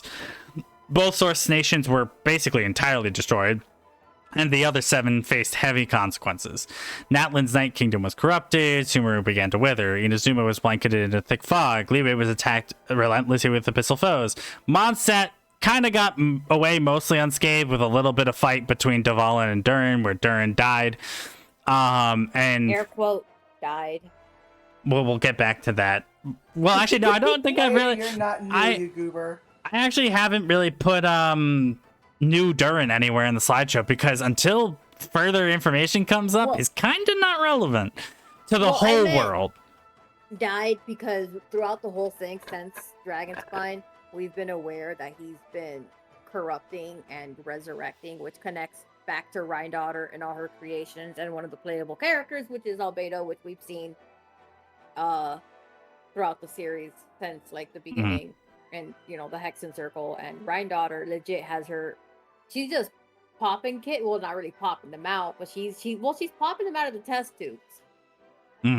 There's quite a few of them there. So anyway, and then Fontaine's Archon died, but other than some fighting with abyssal monsters, they kind of walked away fine because they were dealing with their own shenaniganery. Although Egeria did die. It's not just the Archon dying. It's like dethroned for the Hydro Archon is gone. No, that's the Archon quest. I'm talking about the Cataclysm. Oh. Yeah, This is where Egeria died, because they went to... I think they died in Conria, but that's not directly stated anywhere. If I recall properly from doing the I think Makoto was party the only one quest. that actually died in Conria. If I recall from doing the party quest in the desert, actually, Rukkhadevata and Egeria both ended up dying in the desert because of the forbidden knowledge. Oh, that would check out. Okay. So, if you're able to confirm or deny that for me, because I don't know if Meg remembers that as well. And then Suzuki, if you can, somebody please, because I don't remember. And finally, we have Snezhnaya, which we really don't know anything about, so we can't talk to, the effects of either the Archon War or the Cataclysm on that nation yet. But when we find out, we'll let y'all know. And finally, we have the modern era. The current era is obviously what we're playing through, and seemingly is the majority of the quests that we're dealing with are just... Egeria and the Greater Lord Rukkhadevata died during the Cataclysm 500 years ago, though in different locations. Egeria died at Tuniki Hollow in Sumeru, transforming into the Amrita waters, which Rukkhadevata later used to grow the harvests. The big-ass fucking tree. Rukkhadevata herself died fighting the Abyss's corruption, creating her successor, Lesser Lord Kusanali, from Irminsul's purest branch. Not band, branch. Yeah. And yeah, so basically the current era is what the Traveler's playing through, and they just kind of seem to be fixing the mess of the Cataclysm 500 years ago, which is confusing because why are we fixing everything? But I digress. And the final slide here, sibling timeline. Okay, this is where it gets tricky. This slide drove me to the brink of insanity. As previously established, our story begins in what appears to be modern-day Teyvat, or relatively. This, however, is not the same time that we arrived in Teyvat. We at presently have no idea when we arrived, but we do know that we came from another planet for an unspecified reason in a spaceship frowny face. So it insinuated that we were just explorers or exploring. Yeah, it sounds like it, but I'm like, After doing Skirk's story quests, I'm like, Speaking of Albedo. So the twins arrive in Nodcry, a great deal of time passes, then whatever twin you didn't choose approaches the spaceship from the outside, grabs you, and they try to leave without the spaceship. Insert game opening cutscene. You are left in the present, but your other half is sent back 500 years. This timeline is a mess because we don't have a ruling for when anything pertaining to the main characters occurred. As of right now, 3 questions must be answered. 1. At what point did we arrive on Teyvat's timeline? 2. Is the sibling in the flashback cutscene from our spaceship or the sibling that was sent back in time after the time had already passed? Or 3. when exactly did we try to leave on the Tevat timeline? And now we have gotten to the discussion panel, and I can take a breather. Oh, I fucking love this one. This picture is so good. So, in me, because I want to bring up the Loom of Fate again, jingle, jingle, jingle. A loom is multiple threads. I'm pretty sure that the reason there's so much disparity and like differences between all the stories and why nothing wants to add up is that there are simultaneously worlds or timelines going on at the same time, and the loom is threading it together to make an actual world that they're intended, and that's why we're keep doubling over and things keep unraveling because stitches are being taken off from the loom to bring Conria and such back without destroying everything else. Yeah, so the Lost Tribe does do a lot of weaving too. There was a lot of reference to that in Natlan. How everything of history is recorded into with weaving and into looms. So that's been my theory for a while, because also our twin, the Irminsul, only has history of people born in Tevat, and yet it has information of our twin, which also we know our twin worked with Rhindaughter, who's out there making homunculi and new beings. So it could be we have our twin, or a twin who's no longer there, or a twin who's created from the memory of our twin. So there might be multiple versions of the Abyss Twin existing simultaneously because of the loom. I do have a separate theory, which is I would love to hear it. when Asmodee sends the Abyss sibling back in time, the time that they sent them to was the exact time that the Moon Gate or the Space Gate was first opened in Conria, because this is a bit of information that's kind of touched on a little bit in the Archon quests, that they had this Space Gate, and that we know for a fact that the Abyss sibling came through that gate at some point. So it's kind of like, it feels like this kind of weird like teleportation thing that the Asmodee cubes them, throws them back to the exact moment that gate opened, and then they come through the gate since they have control over space. And that's how they end up becoming of this world, so to speak. We were asleep for a long time. Remember, we had the Conrian flower. So our twin, or one version of our twin, did find us while we were sleeping, even though we saw another twin like also come to the spaceship.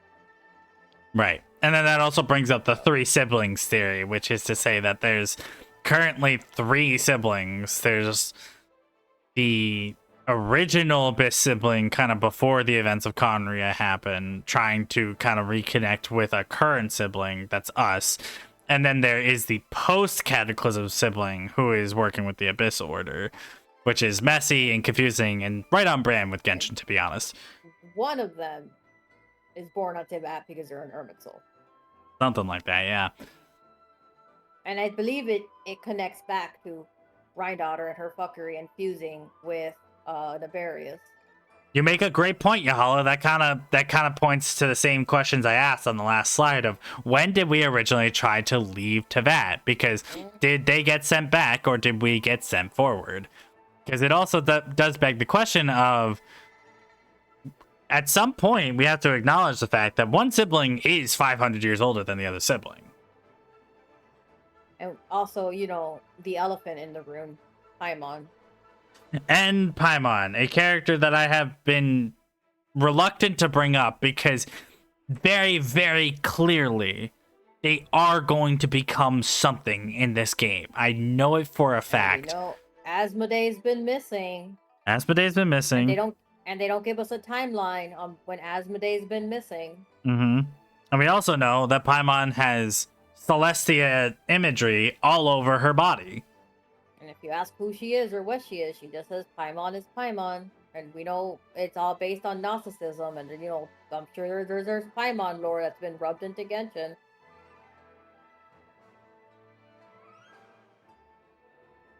I know, like, how did she become Asmodee? Why did she agree to become Paimon? Why did the Heavenly Principles stop doing their job and just fuck off? Are they a fraction of Asmodee because they're not full power? Or are they a fraction because it's Asmodee throughout all the different timelines and looms? It's not just one whole Asmodee. She's broken up. Ooh. Exactly. This is only a fraction of because it's space. It's different alternate universes. It could be we have just a fraction of her. And then we bring That's up, why we have Paimon and not a whole ass woman. and then switching gears, we also have, what is the Abyss siblings' ultimate goal here? To become the new, like, world order? Or to just get Celestia to leave them alone? Because they said that they want to be able to talk to them on equal footing. Okay, what do you gain by that? Like, help me help you, man. Also, you're dooming a lot of people if you just rip it apart to make Conria. Mm-hmm. Mm-hmm. I'm Because they very walked through concerned. Teyvat before we did. So, you know the life that Teyvat holds. Yeah, that's also another fascinating thing about Lumi, or about, I guess, the Abyss siblings' story, is that they went through the events of the like, they lived in Conria for a while, went through the events of the Cataclysm, and then did their journey through Teyvat afterwards. Which also begs me the question, one, are our characters immortal? Do they age? And was the Abyss sibling also cursed alongside all the other Conrians? Are we just legit trapped in like a time loop?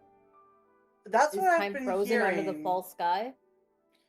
Also, we heard about the false sky like back when Baby Girl Scaramouche was first introduced. I call him Baby Girl. I'm sorry, he gives Baby Girl vibes. But like, I we've mean, been hearing I about think- the false sky for a long time. I think the Tori's exact sentence is, have you heard the theory that the sky is fake or whatever? So that's why it was like a theory for a while, but you guys haven't done Mona's Hexerai quest, I'm assuming. no, not 1.3 yet. was the first of False Sky. I want to say I came in 1.3, but I came in at the tail end of it. Was it a fucking So Barmy there was the was- first to mention it. It had to do with Mona, which is what made me think about the Mona Hexerai, which some of you guys might not have Mona at level 70. I don't know if I can say this though. I don't even I have the don't mind mo. if you do, 'cause Yeah, I I don't don't- even have the character, so I'm So not interested in we- Mona's playstyle. So Mona is sent by Barbalos, B from the Hexen Circle, who has an array that will essentially let like her hydromancy to be able to see the history and fate of like a nation. And Mona ends up trying it and ends up ripping a hole and like abyss monsters come through. But this is I a think, workable Yahala, array. Y'all, I think you might be thinking of the wrong thing, because I came in 1.3. From what I'm seeing, that limited event, because I had to Google it, because I was like, I thought that was 1.1. That was a limited event, the Unreconciled Stars, in 1.1 late 2020.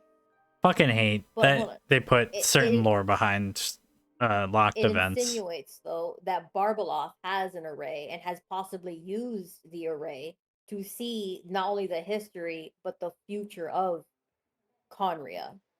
So Barbaloth has hydromancied the fate of Conria. So she might know, or she probably does know, because of her ability and all, and her ability with like the arcane and the cards and stuff, a future that she's not able to talk about. But we see that the Hexen Circle is attempting to prevent something and orchestrate a resolution.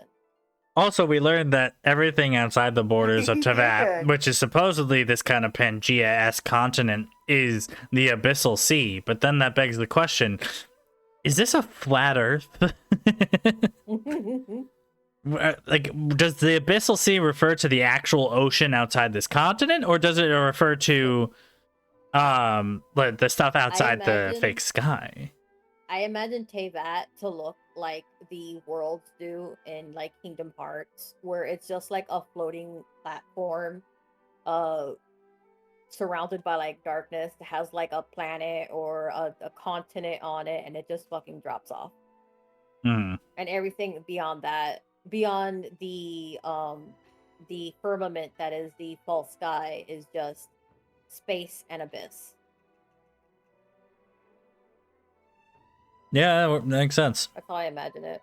Also, I want to know a little bit more about the cosmos of this game, because so far all we really know is one other person's planet, Isn't there which a is firmament Skirks. in Gnosticism? That I wouldn't know. But what's interesting is that we learned through Skirk's story quest is that they're an alien from is. another planet, and that at some point some dark army came to their planet and basically killed everyone but them, and then they kind of traveled the cosmos alongside Sertology, which means that the sinners are just kind of traveling the cosmos, which I'm like, Want a Sprite cranberry? oh, do I want a Sprite cranberry? Get yourself some hydrate, girl. Hold on. In Gnosticism, the firmament isn't just the sky, but often a significant cosmic barrier. The great firmament separating the flawed material world, created by a lesser god, the demiurge, from the true divine realm.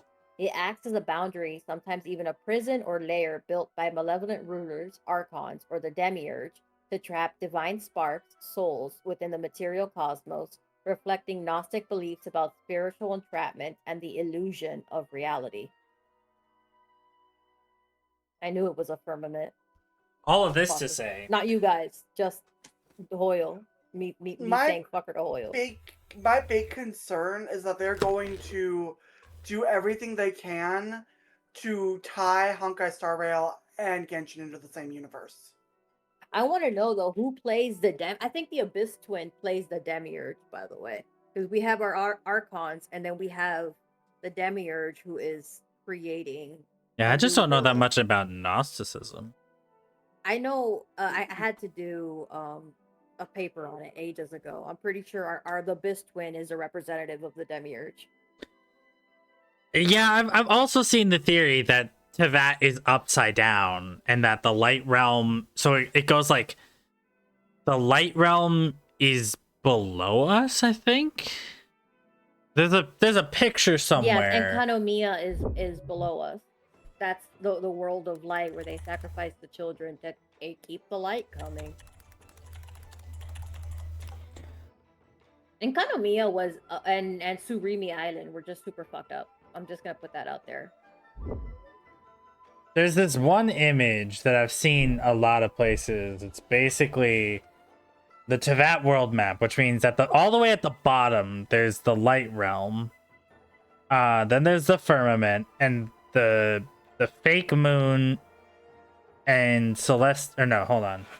Oh god, why did they make this image so fucking small? Sorry, hold on. Hold on, let me send this to you. I think this is the one you're talking about. Okay, I got it. So it's the Celestial Atlas, the Firmament, and the Welcome Moon are on one layer. This is I sent it on the beach. the beach. Yep, that's precisely it. This is such an interesting thing that it's like, so the real sky is technically at the top in the Abyss Void Realm with the Abyssal Moon. And there's like the Spiral Abyss goes down into the Abyss Realm. And Irminsul and the ley lines are in the crust below the continent of Tevat. And Tevat is the middle layer here. Where Celestia is above in the human realm. And then above that is the firmament, the fake sky, where the Celestial Atlas is the Welcome Moon. And then outside of that is the light realm with the Crimson Moon. And I'm like, this is so messy, but sure.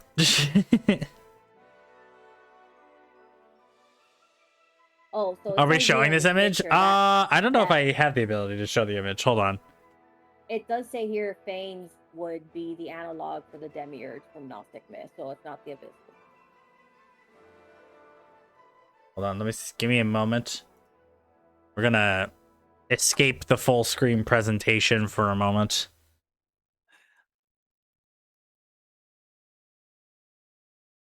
I have a new background for my computer. Nope, that's not what I meant to do. Oh. Changed everything to blue now, Jesus! Oh, I closed Discord itself. Oh god. Oh no. Be patient. Be patient. Be patient. Be patient. Yeah. Oh, I fucked up. Closed What Genshin. happened? Or not Genshin. I closed Discord. Thankfully, Oh, dear. I'm loud. Okay.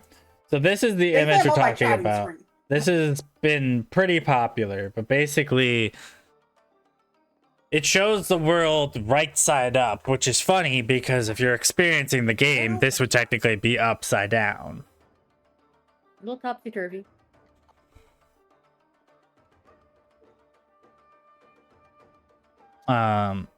The temples of Onsen are You have it supposedly on- belong to on Wolf your and Serpent. screen? No, but because Yeah, I it's on have the one- hold on, it's on the stream, not on the screen share. Hold on. Let me no, because I had to leave only one I stream open. I could don't switch see it. over. I don't see the image. It's On on my the stream? discussion time. Oh, On you might just screen? be behind. No, I'm looking directly at the screen share. Oh yeah, I didn't put it on the screen share. No, yeah, I see it on your stream. Okay. Yeah.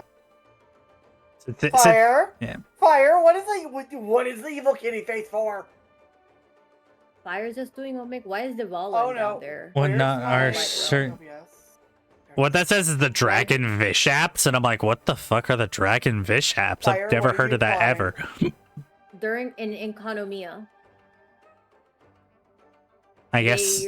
They're descendants, I believe, of like I don't know, it's not Alina specifically, but of like sovereigns. They're just degenerated dragons essentially. Yeah.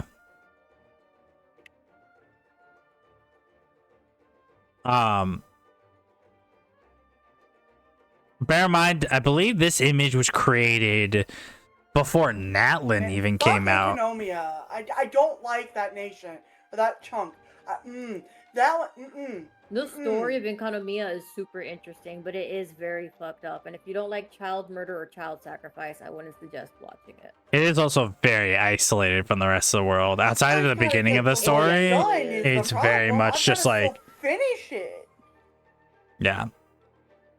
I need to watch a recap actually on Economia because it's been so long. But I just hold on to that it was very. I'm pretty sure Economia existed at the same time Conria did. No. Well, No. so Academia was kind of before Conria. Actually, a lot But it was before also Conria. an underground civilization. 'Cause which Academia- is just constant underground civilizations, which Yeah. makes me think: why are you guys underground and not above ground? So the exact timeline is Academia got founded roughly around the time of the war against the Second Descender because that part of the continent fell into the ground, and that's why all those people were trapped down there. That's how they made their like religion of kind of like the Sun Children and all that jazz. And roughly around the time that the new god that was going to try to lead them out onto the surface came around, before he ended up getting murdered, a Conrian embassy kind of like paid them a visit. And so Conria was kind of like just getting started while Academia was about to come to an end. They like barely overlap. So I knew it was a close timeline. My mistake. I mean, Academia existed for whatchamacallit, we're talking millennia, multiple millennia, and then Conria was like Economia the moment it was released, so it's been a day and an age. yeah. I feel old as fuck now. Yeah. I've been here since day 2. I can't even say I'm a day 1 hater. I joined day 2. That's valid. No, but it's so funny because at this point we now have four ancient civilizations, all 4 of them having technology that would vastly overpower any of the current nations. That being that of first Hyperborea, then there was Enkanomia, Hats. Conria, and Al-Almar, all existing within the past however many years. But like it's like Genshin cannot help themselves. They keep writing technologically advanced ancient civilizations, and I'm like, stop. I feel We've like done- they had an outline and they're fleshing it out as we go along. I just need them to stop doing that. It's like you've done enough. We don't need any more. We need answers now. We need you to flesh out the ones you already have, especially And give us back Conria. Capitano. Especially Give Capitano. us Capitano. Give us Capitano. I I also would main him still so want fast. more info. I still want more info on the Moon Sisters. I still want more info on the Crimson Moon bloodline. Yup. I'm certain we'll get more Besides on that the they were Crimson Moon hunted to near bloodline. extinction. Which Reru was helping with. Yeah. Fuck him. We don't stand child murderers here. I'm glad that he got cut into like a million little pieces, possibly twice even. I have to wonder, because Arlecchino is the last surviving member of the Crimson Blood Moon dynasty, pretty much. Mm. Mm-hmm. How, like, all those other kids that ended up dying, would they have had the potential to get as strong as she did, as she has?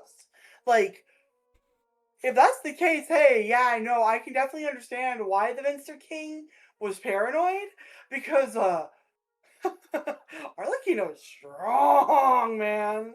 Well, we also have to take into account how Arlecchino was raised. If you're Bark. raised in like a gentle a situation, you're not gonna have the drive to become the Yeah. monstrosity that She's- Arlecchino can become. She's a combo of like, because she's not Moon just the Abyss. last member of the Crimson Moon dynasty. She inherited a very specific power from that dynasty of that kind of. Isn't she a um, direct descendant? Yeah, I think she's a direct Yeah. descendant of like the main group, which means she got the what is it called? The like it's She got the Crimson Secret of the Flame. Worlds. Yeah, No. She's got the Bale Moon Bloodfire curse. thank you. That's it. I know my wife, wife, husband, Both. spouse, Our Both. Lord and Savior Arlecchino. Both is good. husband, because again, Arlie goes with father, so I figure probably she'd prefer more masculine titles in a relationship. She did inherit a curse. Yeah. Fucking, We do know she Oh has my some God, abyssal fucking around on her limbs too. So which is from the Blood Moon. Mm-hmm. looking forward, a couple things I want to highlight. First off, Dottore. I'm kind of Bitch, don't get sorry. don't I'm get gonna me. fuck him up. All right. We all know we want him dead. We're all on the same page there. On a sheer curiosity standpoint, I am kind of curious what his plan is, because if he did have all three moons under his control, what is he trying to do? Also, if he's like 500 years old, back when he was Zandik, and I know he can make multiple versions of himself, but he's too selfish and prideful to let a clone of himself continue forward beyond him. So how is he still alive? Mm-hmm. What's keeping him going? 'Cause Yeah. he's not going to be like, okay, clone number 69, you're the new Dottore. I'm going to go fuck off, grow old, and die. I No. mean, he does do human experimentation. Who's That to say is he didn't true. fuck around and experiment on himself? Why do we Yeah. never see his face? I do want to see his What eyes. fucked up I do shit? wanna He's see got his red eyes. eyes. Also, He's I got want to red know eyes. why he's. I want to know why he's cake. Why did they cake his model? They Why did did they cake give his him model. guns? Other things I'm looking forward to in the future, finally going to That Snezhnaya, copy corrupts. because Which is the land of the fairies, by the way. Yeah. Did you know that? There's fucking fairies. we forgot to mention this in the slides, but Flynn's, who is a fae himself, 700 and years old, jaundice.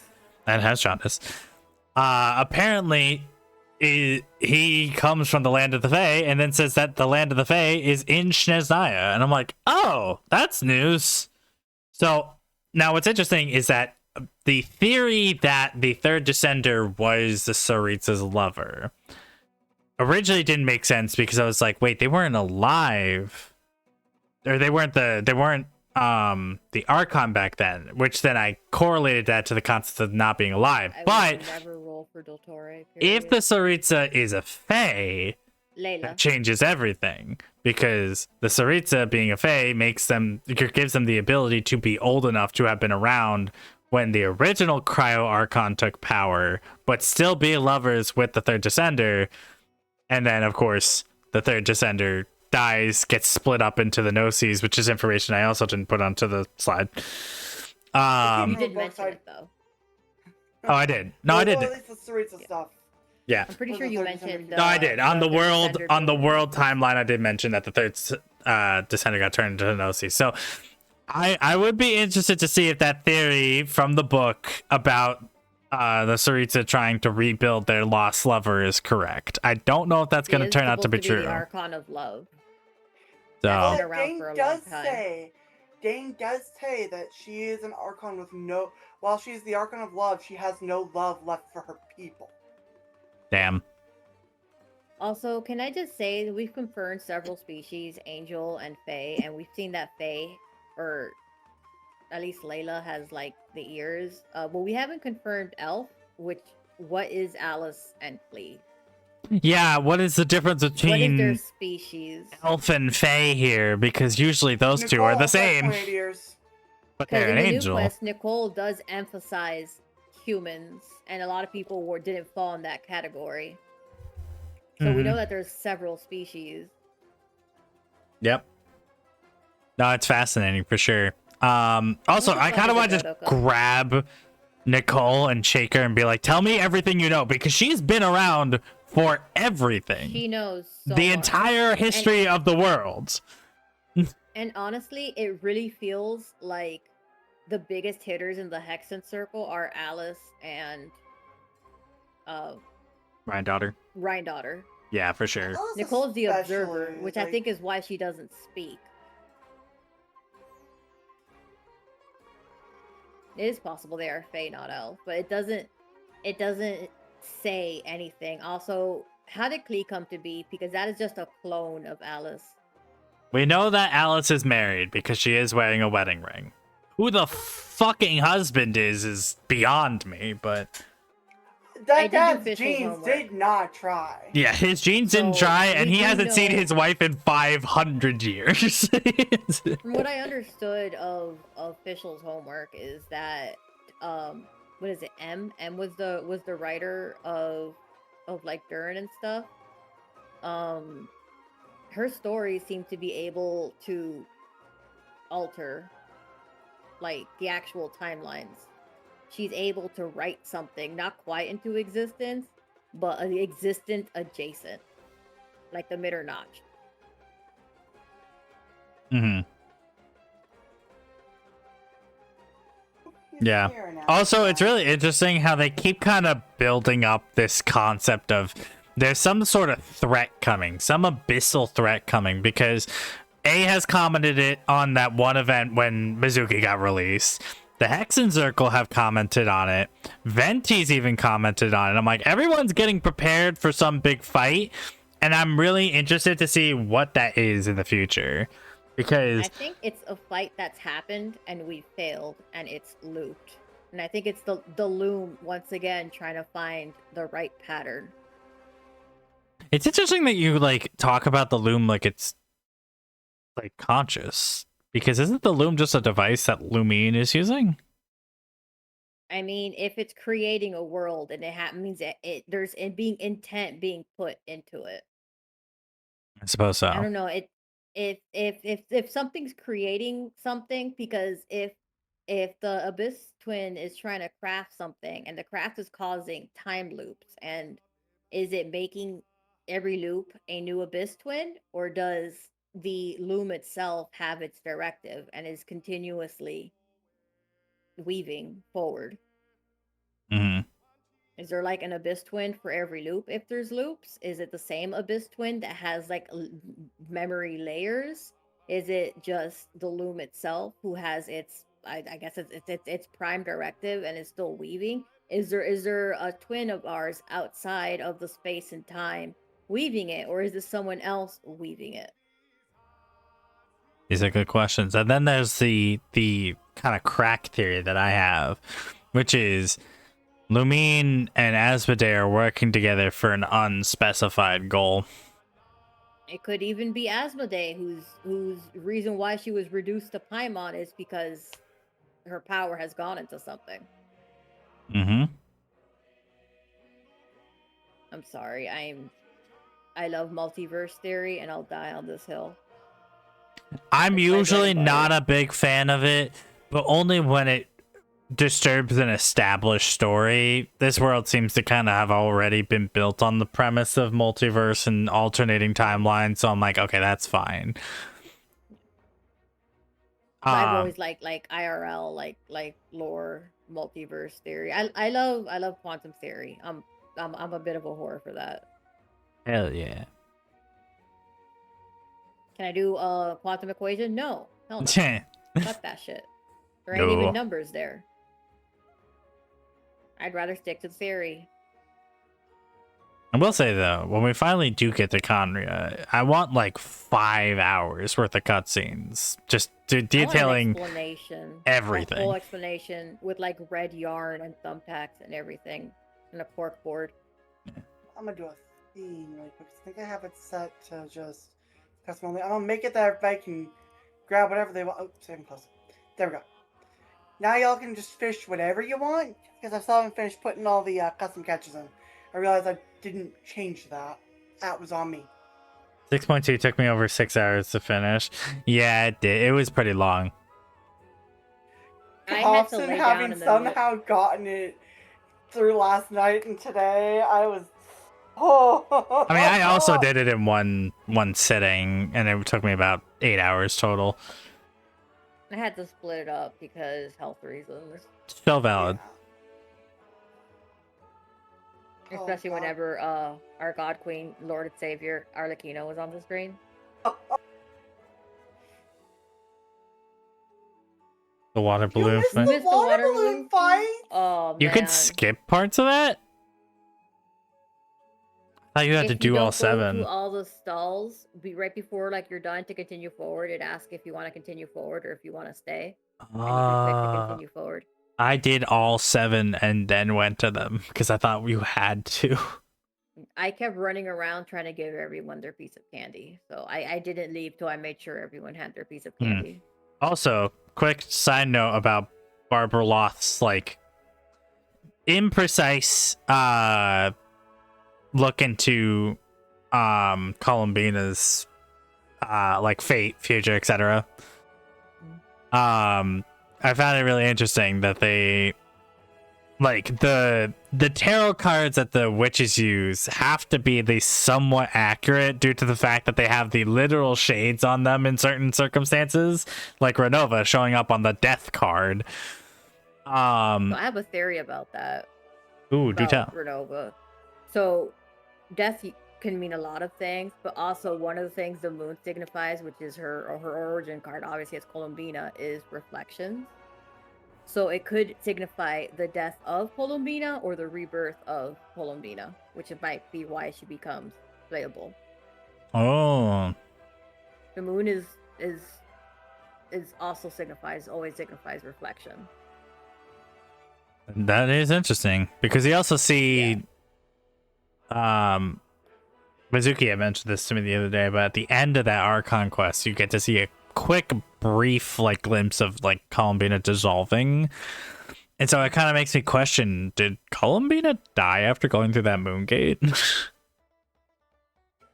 That is a She really was- good question. Because Of course, at this point, we don't have the answer, but it's just kind of like she was Could weak be, like, already, so a pocket dimension. It could be that it essentially cut her off from both Tevat and those who have her name, and from her moon. She That might would be make trapped in, sense. like a limbo. There's nothing My there to tether her thing- anymore. that I'm worried about is if she got thrown into the same dimension that Rerir did.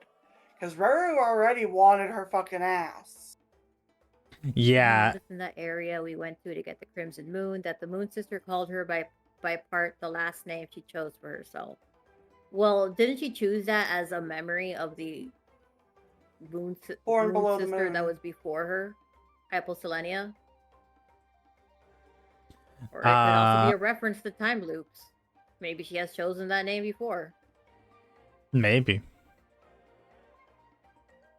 Really cool name though. Columbina Hyposelenia is a pretty boss ass name. Even Barbaloth, who named her last name Trismegistus, was like, oh, good name.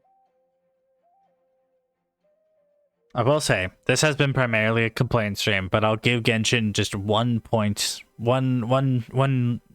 tiny little like pinch of praise because they did bring up oral tradition in the most recent Archon quest, and as a historian and anthropologist myself, I very much enjoy when people reference how our real world makes mythologies and religions and stuff, because oral tradition before most writing systems were codified was the way that stuff got passed down.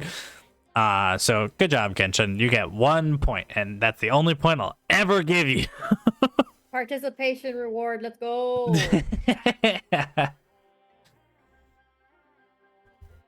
This actually went a lot faster than I thought it would, to be honest. Same. I think it's just because, we're very dedicated lore horrors. And everyone, butt pats for everyone. Proud of y'all. So sleepy. Oh god. There was so much to have to fucking consume lore wise. There was so much. Yeah, this most recent Archon quest literally made me have to reshape the entire slideshow.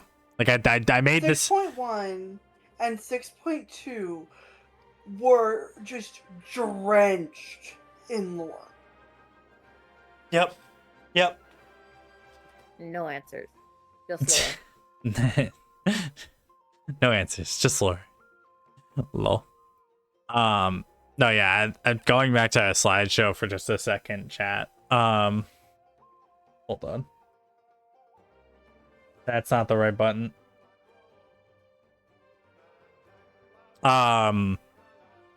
This slide, the Nodcry Part 2, was originally called the Moon Sisters slide. Because before this, we knew some stuff based on what they had said in Luna 1 and Luna 2. But Luna 3, they kind of pushed all that information to the side and said, all right, here's the true story. And then the world lore slide, a lot of the era of myth got changed as well. I didn't put the term War of Funerary Flame on here like I probably should have, but I at least mentioned it in, I think, did I mention it? Yes, you did actually name it by name. Yeah. Mm-hmm. That was a really big thing, is the fact that they finally gave that war a name, because it was originally just known as the Dragon War. Yeah.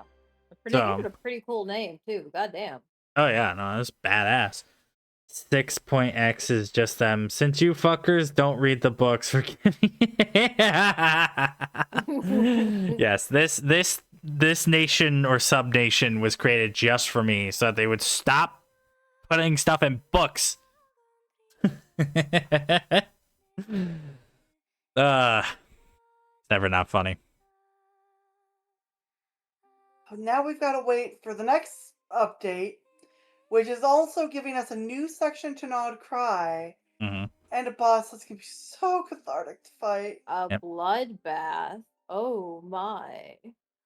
Oh, side note, this is kind of not that relevant, but it's relevant enough. At some point, we're going to have to fight Sertology, which is something that I'm not looking forward to. No, but also, if you ignore his personality and stuff, kind of smash. I see the vision. The armor stays on. The armor stays on. No, but Skirk's story quest is super interesting, just because how much it revealed about the world outside Tevat necessarily. So now at this point I'm just like, hey, Genshin, make your move. Is next patch just gonna be about fighting, or are we gonna learn some more shit? The world may never know. And also, I'm curious if the next place we go to is, do we go to Snezhnaya first, or will the traveler try to go to Conria first? And also, bigger question, does Conria actually still exist? Can we go there? Because we do have the going door. through time. Yeah, but is it we could open the door, but it could just be a cave-in on the other side for all. Yeah, that's kind of the thing. Is was Conria so fucked up by the cataclysm that you could not traverse through there, even if you were as strong as the traveler? You know what I'm saying? That's kind of a thing that's been plaguing my mind a little bit. To me. I think when we go to Conria, it's not going to be in the time space we're currently occupying. And then an even bigger also, question. Get another piece of Mondstadt soon. Yes. Yes, actually, you are correct. North. I do have kind of a small theory. It's not that. It's kind of small, but it's I wonder on the table.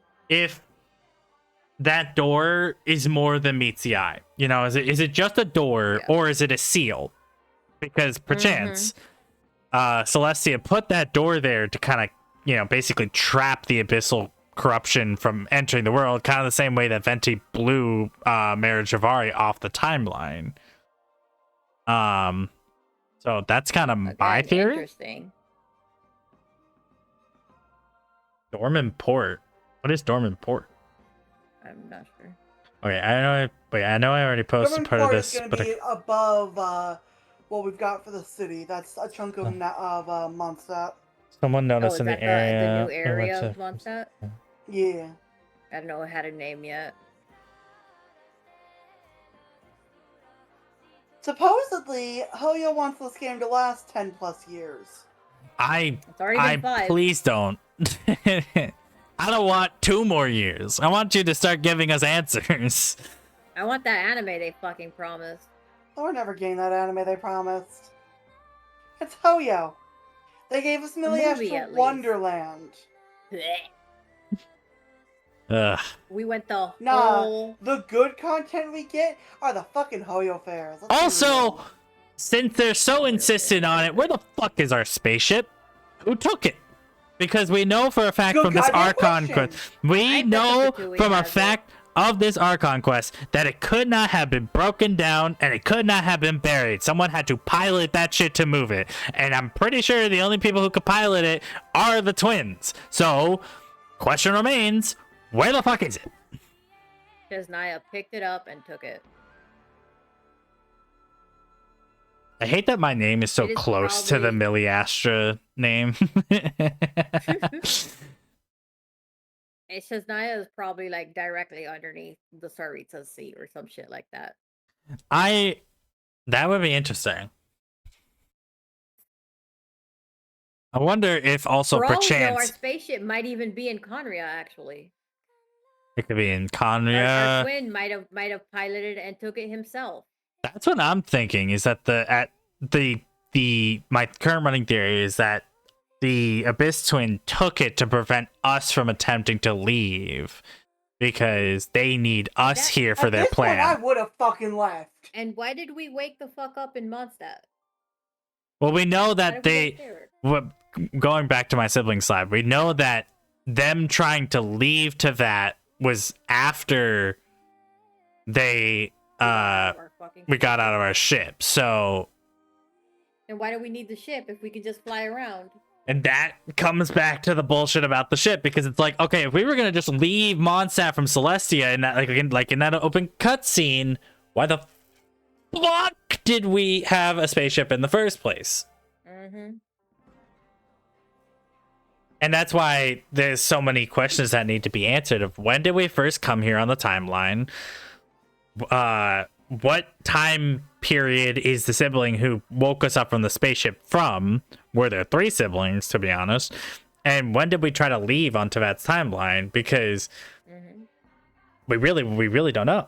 Like, as I said, it's kind of implied by the imagery that it was modern Tevat we flew over in the opening cutscene. But to be fucking honest, I have no idea. Mm-hmm. Because Genshin hates me in particular.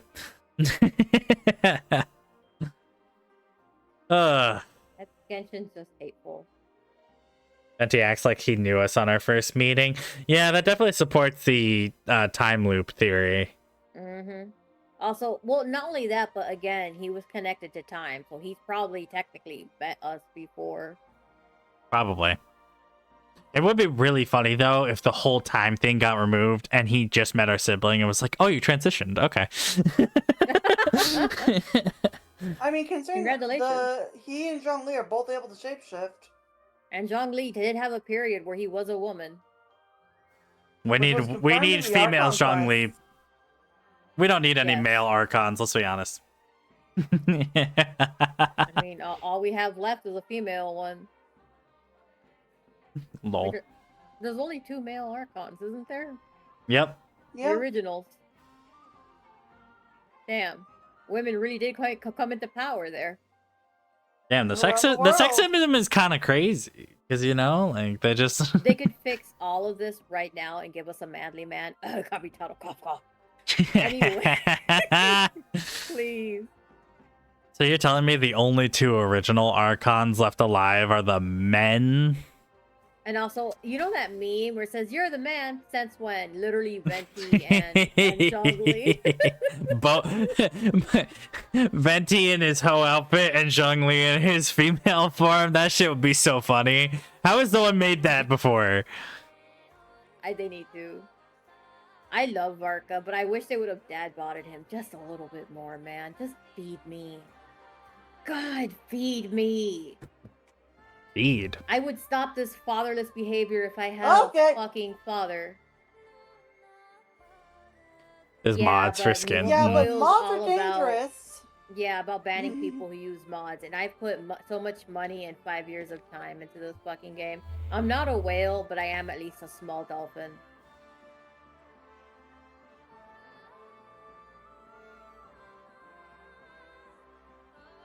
You know what's funny? I had this mental image the other day of the Archon showing up to Conria and reenacting that one scene from the season 2 of Has Been, where they're all putting their like energy beams into Conria. Yeah. This person straight up. I'm now just skimming a couple different ideas. Someone put or the a god couple- skins for all of them, couple which is different dumb. things. They aren't giving us skins now that they aren't. They're fucking. Yeah, no, I know. There's a lot of people who need skins, to be honest. All the What? Supposedly Archons. Nivelette's getting one.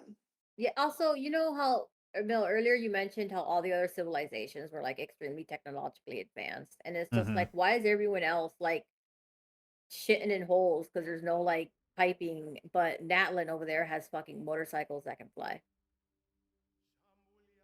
Yeah, it's really weird. I forgot. There's the dragon civilization in Natlin. I didn't even mention that one. But yeah, that's another ancient civilization with technological prowess. God fucking damn it. Stop doing this, Genshin. I mean, Inefa is literally a proxy. There's 5. That's 5 ancient civilization with technological prowess. Stop doing this. And I don't know if you guys finished your Saurian companion quest. Oh yeah, technically, I didn't mention this because it's like, well, it is relevant to the main plot. It's also kind of it fucks with the lore again because we could technically end the plot if we want to. There's a world quest to end the world. There's legit those dragons could have just fucking nuked everything and could have re-nuked everything because somehow this world-ending fucking array survived. Everything.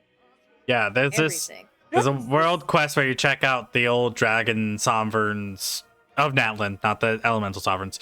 They made this phlogiston device where if they like mash these 2 black holes together, they can just destroy the whole world, and that is a legitimate canonical ending to the game. Which also and I'm like the multiverse timeline Luma Fate thread theory. Perhaps one got fucking snipped. I feel like the fandom moved past that too quickly. They gave us a canonical ending to the game in a random fuck-ass world quest on a Tuesday. Like, what do you mean? I had to send in a ticket to finish that because one of mine, I couldn't finish it because the area wasn't out yet. And every time I would try to go to the fucking quest, fuck-ass Paimon would turn me around. Mm-hmm. Oh yeah, you're right. It was a side quest no one wanted to play, but it is still crazy that it exists in the game and it's canonical. Like this isn't like we threw this in because it's funny. No, this is real. This is like if you chose to do that, you got the bad end. Good for you. Like what? What do you mean I could just destroy the world? From egg to world destroyer, I guess. I will say I'm very terrified of the people who are Dottore glazers. Yeah, no, that's like the same Because people who like literally Mahito from Jujutsu Kaisen. They're saying, haters can't handle Dottore being the only actual intimidating villain. It's like he's not intimidating. He's a fucking bitch. Rere was more intimidating. Yeah, and tall, and he had big titties. Yes, he did.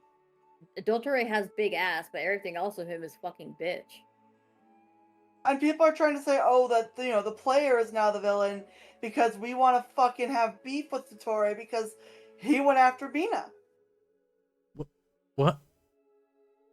Anyone What? The who player is is a the villain now. Dottore apologist or whatever, Ew. they're actually mentally ill. No, genuinely, because it's like, okay, so a man kidnapped a woman to use her as a battery, and us He trying walks to a little stop jank, but he's him got a makes third us leg. the bad guy. Yeah. Jeff Bezos, is that you? All right, Elon Musk, we've heard enough. Yup. What I want to know is the house outside of Oh. Leeway bound. I genuinely believe that has nothing to do with lore. It's just probably just a developer thing. Like they were testing assets and forgot to remove it. But it would be really funny if they like later revealed it's like, yeah, actually, this is where the white horse lives, and she's been scheming. Oh. Hey Meg, I Yeah. just found a leak. This may not be true. Iridescent Moon. If a character faces the Doctor, they'll be imprisoned, attacked by the Doctor's protections, and high damage punishment. If the Doctor takes a single instance of damage exceeding a certain percentage of his health, he will greatly increase all resistance and heal a percentage of the lost health back. So it's gonna be a fight of attrition. We're gonna want to dot that bitch. Are we going to be able to heal Sultan then? Do you think? Like, Well, all the weekly bosses have some kind of one-hit mechanic. They don't want you to burn him down. Which we should. Burn him down. AKA Arlecchino. I'm gonna fucking just knock his legs out from under him, and then I'm going to find a rusty pickaxe and go to his dick fucking hell! I'm good. That was aggressive. I'm sorry. Like, I don't like him. I don't like him. At this But rate, the he's just design that getting is under my dropping skin. for his weekly boss is actually pretty fire. Also, a Like, concern. I don't like him, but that is a nice design. How do we know that since he made that deal with Nahida that he hasn't made more segments? Oh, he definitely has. No, we know for sure he has, because part of this Archon quest is that he influenced the Hyperborean's like sense of memory to manipulate us, which means he sent a segment back 6,000 years. Again, another person going through time. Like you could just go through a door and just be like, "Here I am.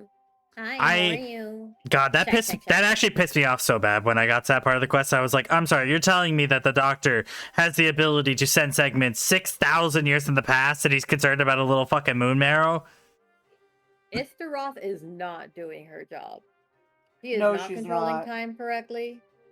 Venti, come get your man. It's like, like, wake that bitch up. She gotta start doing something about this.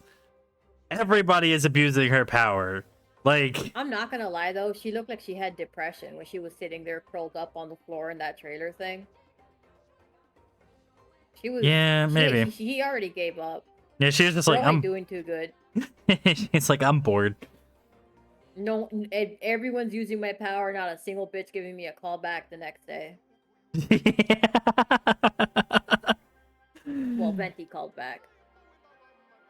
Good for him. Yeah, interesting that the Venti's Hexen Circle quest is this is technically a minor spoiler, but he mentions that that like compass place at the side of the map on that one island. Apparently that is where he met Istaroth. Sorrow. No, Sorrow. we are talking spoilers, Sorrow. Yeah. I don't know if you've caught up or not, so I just want you to be aware of that. I'm pretty sure they're caught up, but I'm not entirely sure. Imagine all the people who went through hell trying to glide to that island, and this quest just takes you there. Yeah. Goffson having done the glide, and that's how I got the one achievement. Same. Arlie with fucking cat ears was so cute, though. That was very God, cute. baby. Just being like, is this what it's like for Lynette? And I was just like, aw, you're thinking of your daughter.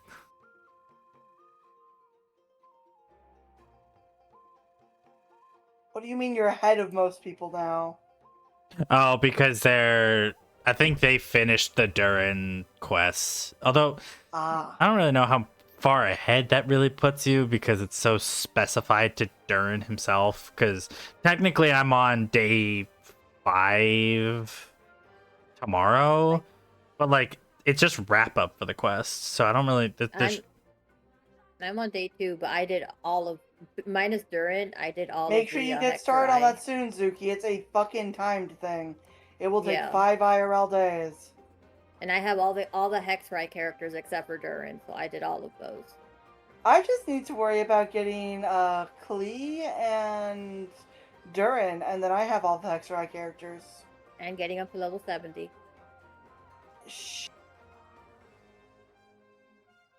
They're done with the Also, current I'm Archon quest. sending Okay, a everybody sweet in the little call thing. is done with the current Archon quest, Yeah. so We're all done. we've been talking about the most recent junk in this stream. I need to eat something soon, but it's so hot that I don't want to eat something. That's valid. I Hey guys, haven't look what I eaten just sent. since like 8 this morning. Oh, honey. It's so hot in this house. In this fuck ass room I'm in. It's so hot in this fucky ass, hot ass room I'm in. I think I might have just found my Women. new phone wallpaper. Women! That Arlie would make such a good wallpaper. I like the Bina and the Syndrome. I have a super soft spot for Syndrome, because in case you guys didn't know, I can also be a Sundere. You haven't done 6.3 or started doing. Oh, sorry for spoiling things. 6.3 isn't even out yet. We're in 6.2. Oh, okay. Do you mean you haven't done 6.2, Yala? You warned me. We did warn you. That is true. Yes. Yahala did make a decision. She is a grown woman. I will say though, when we finally got that kind of lore reveal of Nicole basically just telling us what happened during the War of Funerary Flame, I was like, damn. I Neat. really think that Nicole's gonna end up being Geo. If we I don't understand how we're gonna have a fucking Hex and Circle character when a bunch of them are up there as like the fucking shades in the power level. Yeah, I don't think we're gonna get like Barbaloth or Rhine-Daughter, but we do have N and Alice now. I don't know if But we'll N's get an- Alice N's in an the angel and playable. oh, I don't think we're. Oh, this was what I was gonna say. I don't think we're gonna get Nicole because she is the observer. She's not supposed to be Yeah. interfering.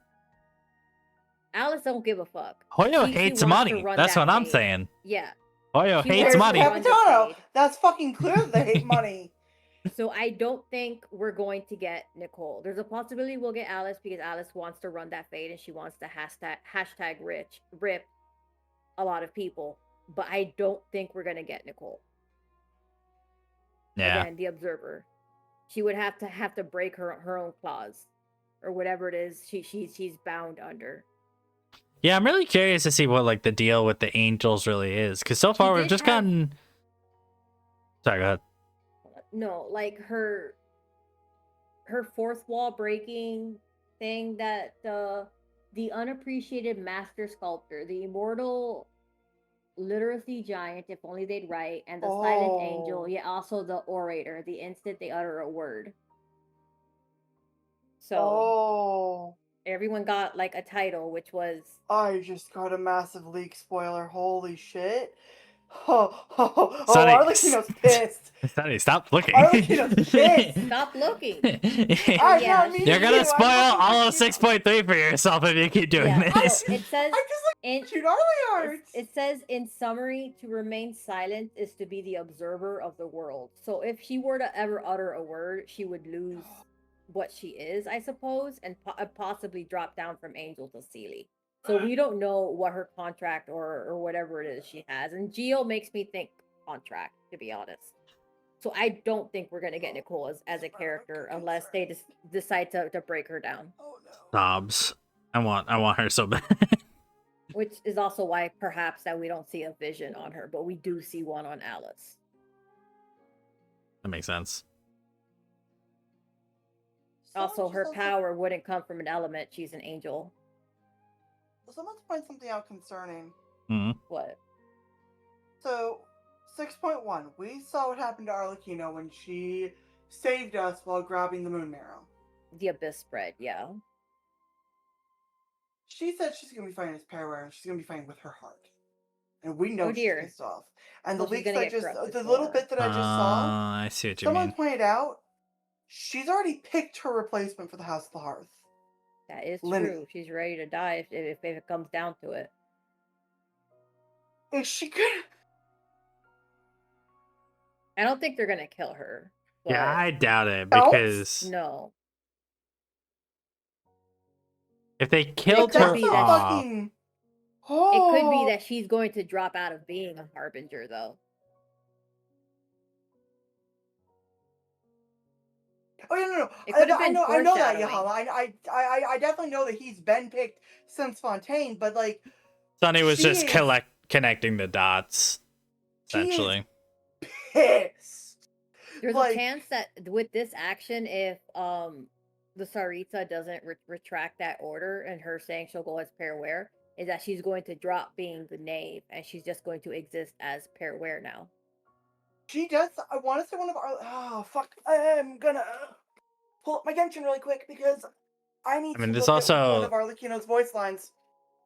We also know, Where I like, just- the abyssal part of her power can't be, like, essentially, consumed by the Travelers, how I'll phrase it.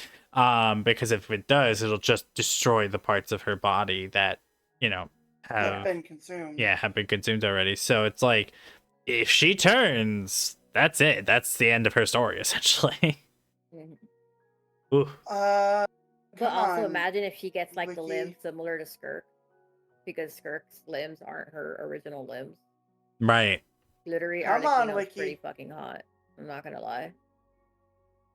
Maybe If even they her make her Arlecchino even skin. hotter, I think I'll just fucking combust. You mean buy another statuette with her new look? Yeah, even if it costs me over $600-700. About the Saritsa.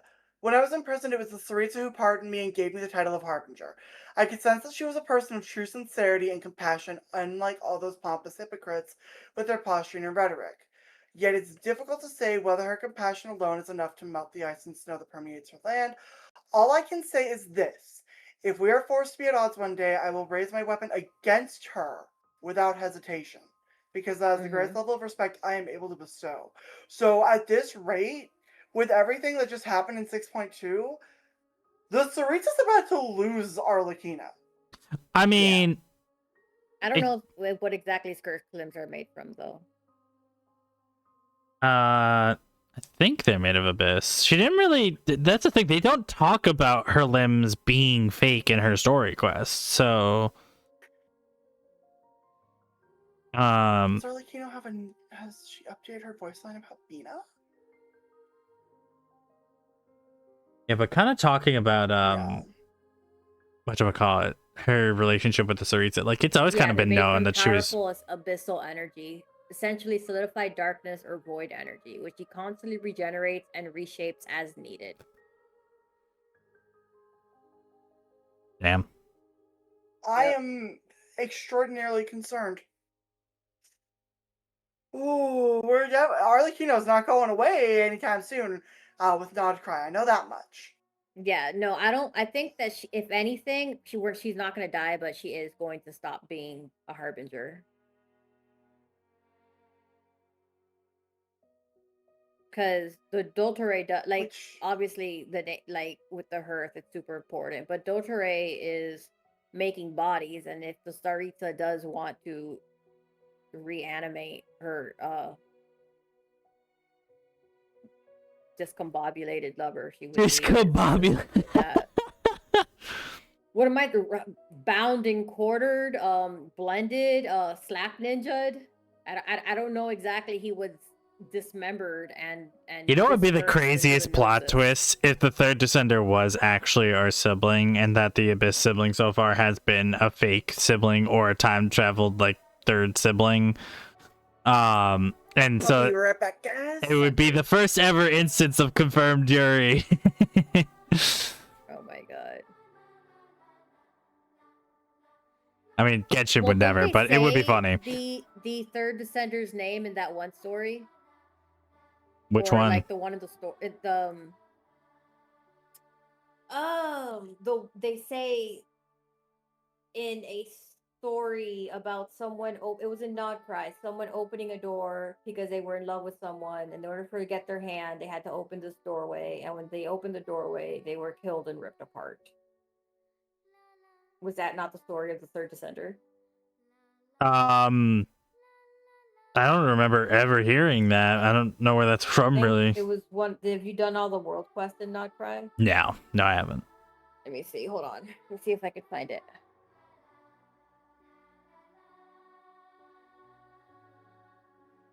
You'll ever just hit people with cars? We were planning to. Driving in my car and after the whole Genshin community against the Torre.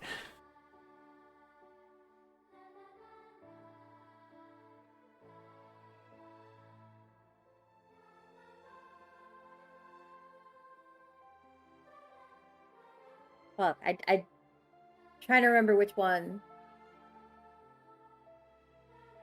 Beer in that pump. Yeah, we've been going over Genshin lore since the most recent patch dropped, and a character from that patch got us all tweaking. One thing we didn't touch on at all, by the way, was the Narcissan cruise. The thing in Fontaine. Wait, the what? I can't pronounce it. The Marshuse hunters? No, the Narcissan cruise. They were like in that underground. The sword quest, yes. I don't know if I did that one. There's a lot of lore there, and it's super confusing, and I don't understand it, but I did my best.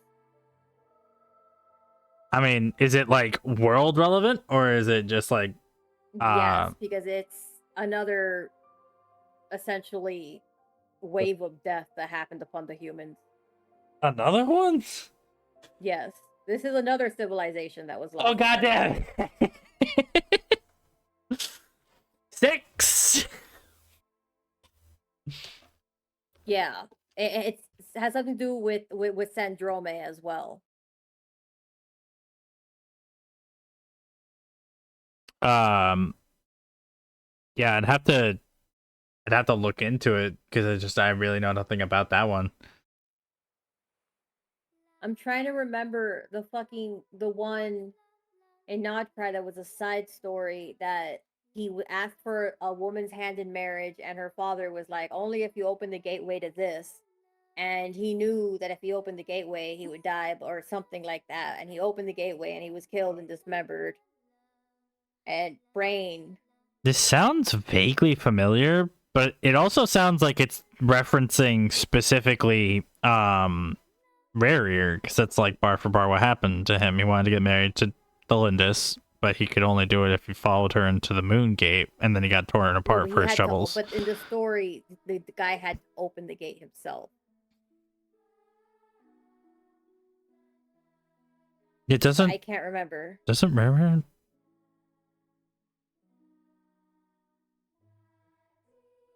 Rarier isn't the one that opened the Moon Gate in the first time. So Lindis did. Right, yeah, but when he went to follow her, he had to open it himself. I mean, I guess it's semantics, but I have to get back. It was one of the world quests.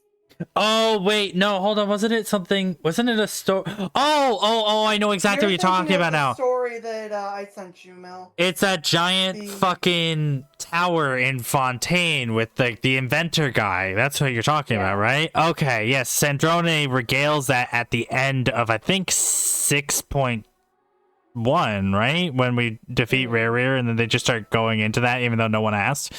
Yeah. Yeah, I think they were just talking about the inventors, though, right? Or did they tell a fairy tale alongside that? That's a little foggy because I wasn't paying that much attention, to be honest. I didn't think that was that relevant. No, the Narcissan is separate from what I'm talking about. I'm just saying that we didn't recap that part.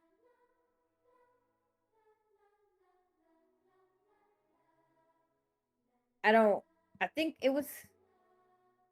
I hate that my memory is so fucking bad, and there's absolutely nothing I can do about it. It's okay. You're trying your best. I know it was one of, and I also did blast through the world quest because I wanted to explore. Real.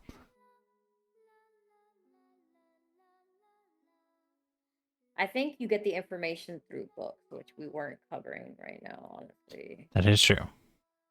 I mean, if you wanted to bring up books now, that's always a good time because I've done my slideshow, but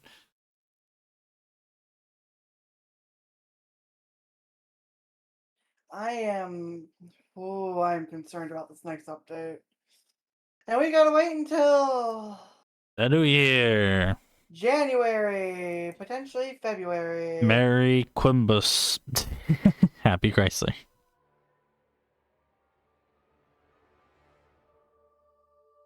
Very concerned. Nah, it'll be fine. If I know the Genshin writers, they don't actually write horror. Or they don't actually write tragic endings. I'm not over the Here we fact that go. apparently His Victoria was name- supposed to be number 1. His name was Sarlanan.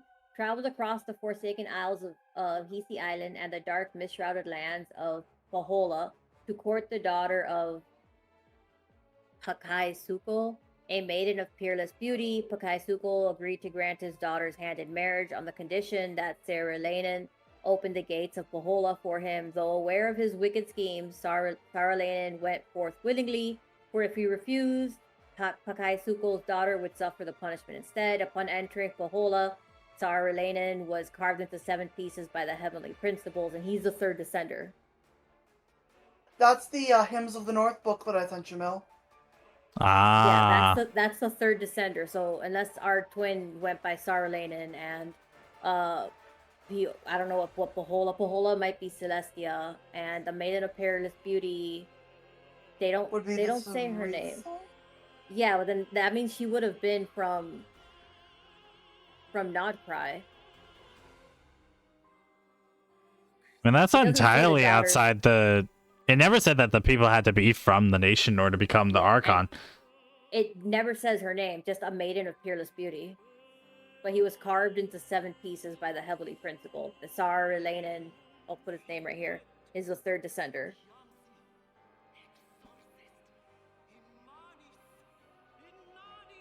Oh. Because here it says the first one, Heavenly Principles. I'm on the actual Genshin Impact wiki. Heavenly Principles dormant, Nibelung deceased, Saralanan deceased, and the 4th descender, Traveler alive. But then it doesn't say what number our twin is.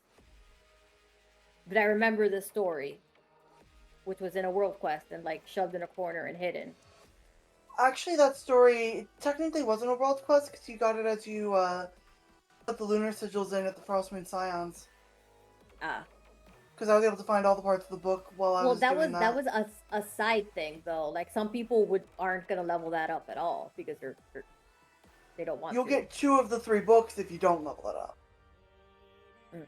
Because I was like, fuck, do I have all these parts? And I started like deep diving to research it. I do have all the books, by the way.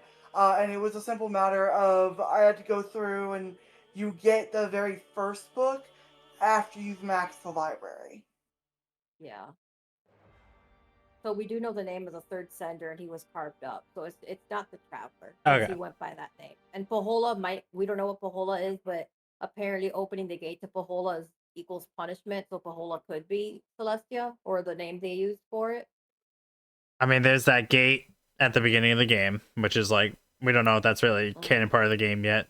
It seems like it's relevant, but then there's also the gate to Looks like Conria. Celestia at the background. But also, the Archon War happened well before Conria, so that wouldn't make any sense.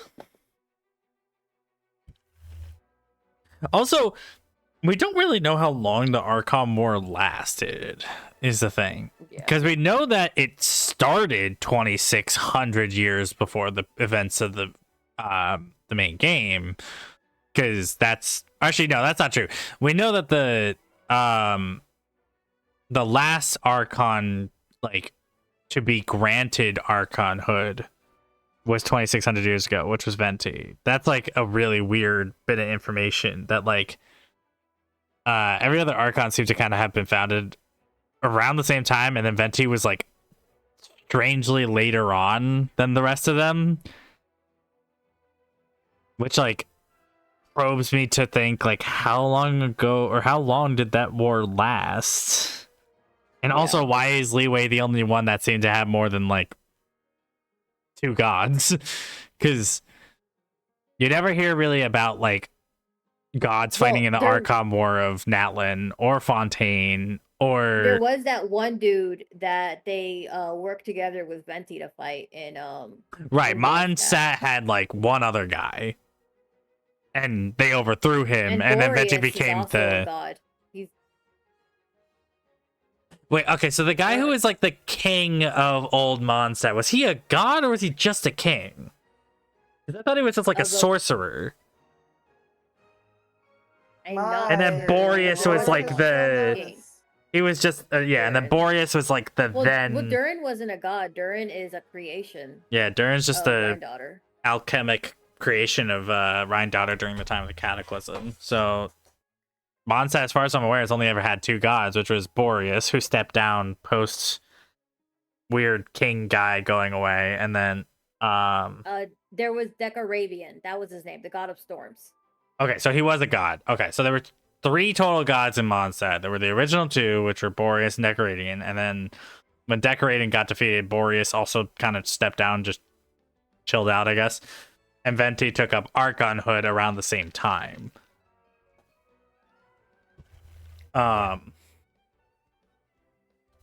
Morax is credited as having killed, like, I think he said hundreds, if I'm correct. Hundreds of minor gods. I think Boreas is technically dead, but he's able to manifest himself. Yeah, I don't really know about that one. It's the wolf's gravestone. Oh yeah, I suppose that makes sense. Yeah, so I guess we're fighting his spirit, not him. Yeah. Inazuma had at least one other known god, but also that god... God, it's so confusing because the god who tried to lead the people out of Enkinomiya, was that the same snake who died on the island with the snake, or is that a different guy? It's a different one. And there's also Kana Kapatzer. I don't know if she was also a god, but there was a Tatarigami and the snake one. There was a lot of things that were lesser creatures that eventually became gods. Right, and then they all got smote for their troubles because of the Archon War. Sumero's kind of a rare instance because they actually did have 2 gods post Archon War, but I guess they just kind of got away with it. I don't really get that. I guess technically the desert was still under the purview of Greater Lord Ruka Devada, but they just let King Deshret operate because they're like, well, he's not doing anything wrong yet until he did the worst wrong. There's some of them are gods because they were worshipped, not because they had like a power scaling. Because like the god of salt or the goddess of salt wasn't very strong at all. She was worshipped. She was salt.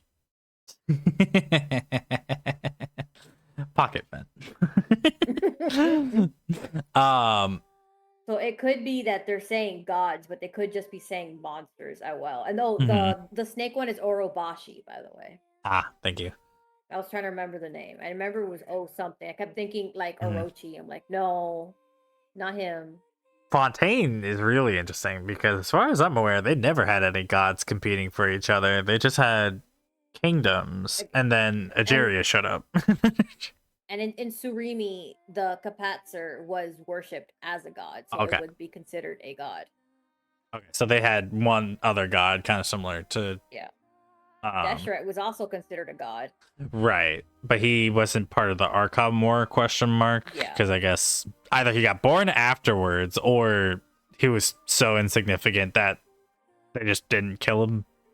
Shrug. Yeah, so there's gods, and then there's gods. Yeah. It's so strange. I hate Genshin. As long as you were worshipped, I guess.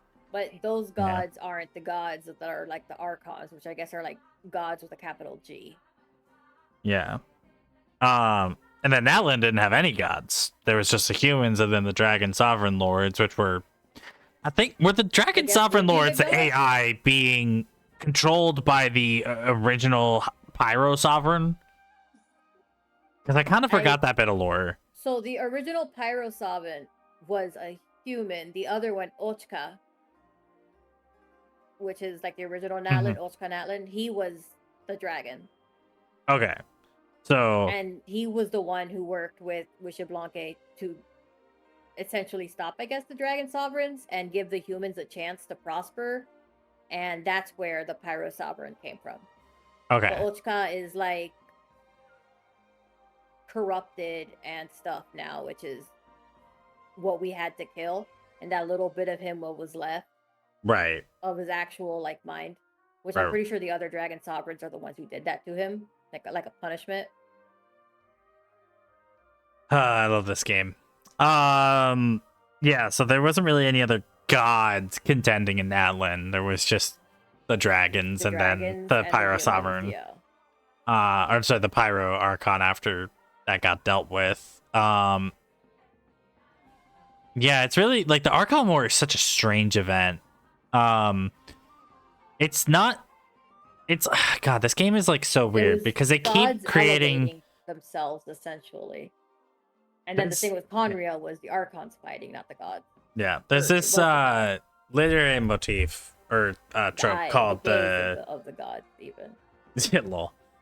Yeah, there's this literary trope of like the noodle incident, which is like an incident that is usually kept in obscurity, but can sometimes be fleshed out. That informs basically the whole story. And unfortunately, this game does introduce an initial noodle incident with Conria, but then it keeps adding layers of complexity, which in theory should make this world feel more realized and like, you know, grounded, but in turn just actually makes me more confused and upset because it's like, okay, you keep making new noodle incidents. Yeah. So I have a list of I have a list of the gods lowercase g and what happened to them. How long's the list? Not that long. A lot of them are just unknown because they were just referenced and they're not That checks out. important. So there's Al-Amar, which was King Deshret. Right. You know, he's deceased. There's Bifrons, which is he was the lord of the fungi. He's buried underneath after a volcanic eruption. There's Boreas, Chi, who was sealed away by Morax. There's Decarabian, deceased. That was from Mondstadt. Guizong, which was the god of dust, deceased. Havria, god of salt, deceased. Koitar, goddess of the dawn star from Shesnaya, unknown. There's the one that becomes Golba, which was the god of the stove. Sumeru, there was the goddess of the flowers, Malikata. There was Osile or Abashi. There was Remus, which was from Fontaine, which was, I'm pretty sure Remus was connected to the Narcissusson or something like that. Technically, Scaramouche for a moment was a god, the Shoki no Kami. Right. And the Lord of Night is also technically a god. They're alive. The angels are gods? The Lord of Night technically made them a god because they became a Lord of Night. They became part of the ley lines and they're worshipped. Oh, yeah, I guess that checks out. By the people of Natlan. And then there's unnamed gods, which were just referenced, like the deity of the dog days, god of fertility, god of hot pot, god of thieves, the sea god, the jade-skirted mistress of heavenly stars from Natlan. There's an ancient god who gave Boreas his powers, doesn't even have a name. And there's another god that's just known as Shao's former master. So there's just a bunch of gods that are just deceased, and it doesn't really say how they became deceased. So it's just there. They've somehow managed to recreate the real world struggle of historians and mythologists trying to piece together like history and mythology from them. Yeah, they get another half point for giving me real life frustration from a video game.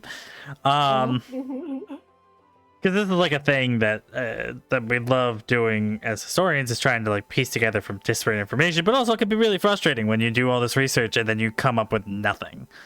Because that, you know, history just disappears sometimes, and that sucks. But you know, it's just kind of the reality of the world.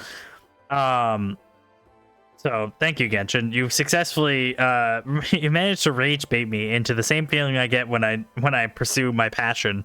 Past 2 hours and 33 minutes, and for a moment ago, 33 seconds of pain. And not a question was answered. Nope.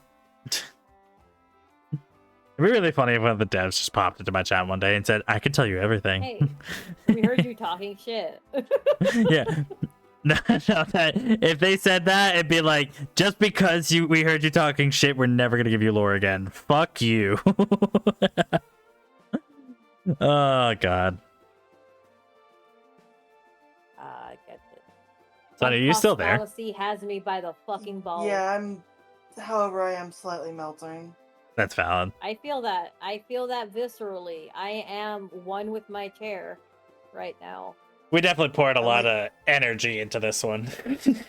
On top of the fact that, like, I've been up since now. I've been up since 6 a.m. again because my body decided to say fuck you, and then tried to sleep, had a really fucked up dream before I woke up at 8. By the way, it was playing peak, but there were bears, but the game glitched, and suddenly Scoutmaster, even though single player mode, and Bear and me went flying because Scoutmaster. I'm very confused. Sounds accurate. So, update. Pants are now coming off. I'm fucking dying. Funny. Valid. I am in my natural habitat in my bra and underwear, and there will no clothes shall touch me until the AC is fixed. I am declaring it. Valid crash out, honestly. Because, I mean, here, I think Same. it's... What's the temperature out? It's 35. So... It is Oh, 81 that's degrees beautiful. outside and 83 degrees inside my fucking house right now. I don't even have the It heat is on, to be honest. Currently, it's 45 for me right now. I might have Well, I gotten am gonna snow sit in that too, snow. but I don't go outside. I'm gonna leave an exact imprint of my lower half in that snow right now. I'm gonna be a husky.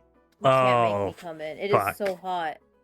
It's supposed I hate to that my snow AC over the keeps fucking weekend breaking. when I'm moving. Cause oh yeah, chat. Probably like 2 or 3 more streams, and then I'm moving back to Jersey. I'm sorry. I really am. I And hope appreciate that it. your situation gets fixed ASAP and you can once more move out of Jersey. Here's to hoping. But anyway, do we want Or perhaps to? maybe you can pass by the Pine Barrens and get me some little Jersey Devil tchotchke, or the actual Jersey Devil himself, and just ship him down to Florida. He'll fit right in. You just receive a 7-foot tall box on your porch one day. It's just shaking violently. I'll shake it back. He's in my house now, not his house. That's on her accent growing on stream when she moves. Listen, I'm gonna be real with you. It doesn't come out that often. Even when I was living in New Jersey, it didn't come out that often. Can vouch. I almost have never heard Mill's accent. Pretty much, it's very rare that it pops out. It's one of those things that like slips out of me when I'm not thinking about it. Like I'm going on like a tirade or something, and then suddenly it's just like, whatchamacallit? Like, Wait, what would I enjoy? The accent, because I love the way Mill talks. I love Mill and just in general. Mill's aww. amazing. Mill really is amazing. I just have to say straight up, I fucking love your laugh. Because you're literally that laugh wheeze meme. Because I can hear it, like the wheeze and then the laughter, and I'm like, I got her. I got her.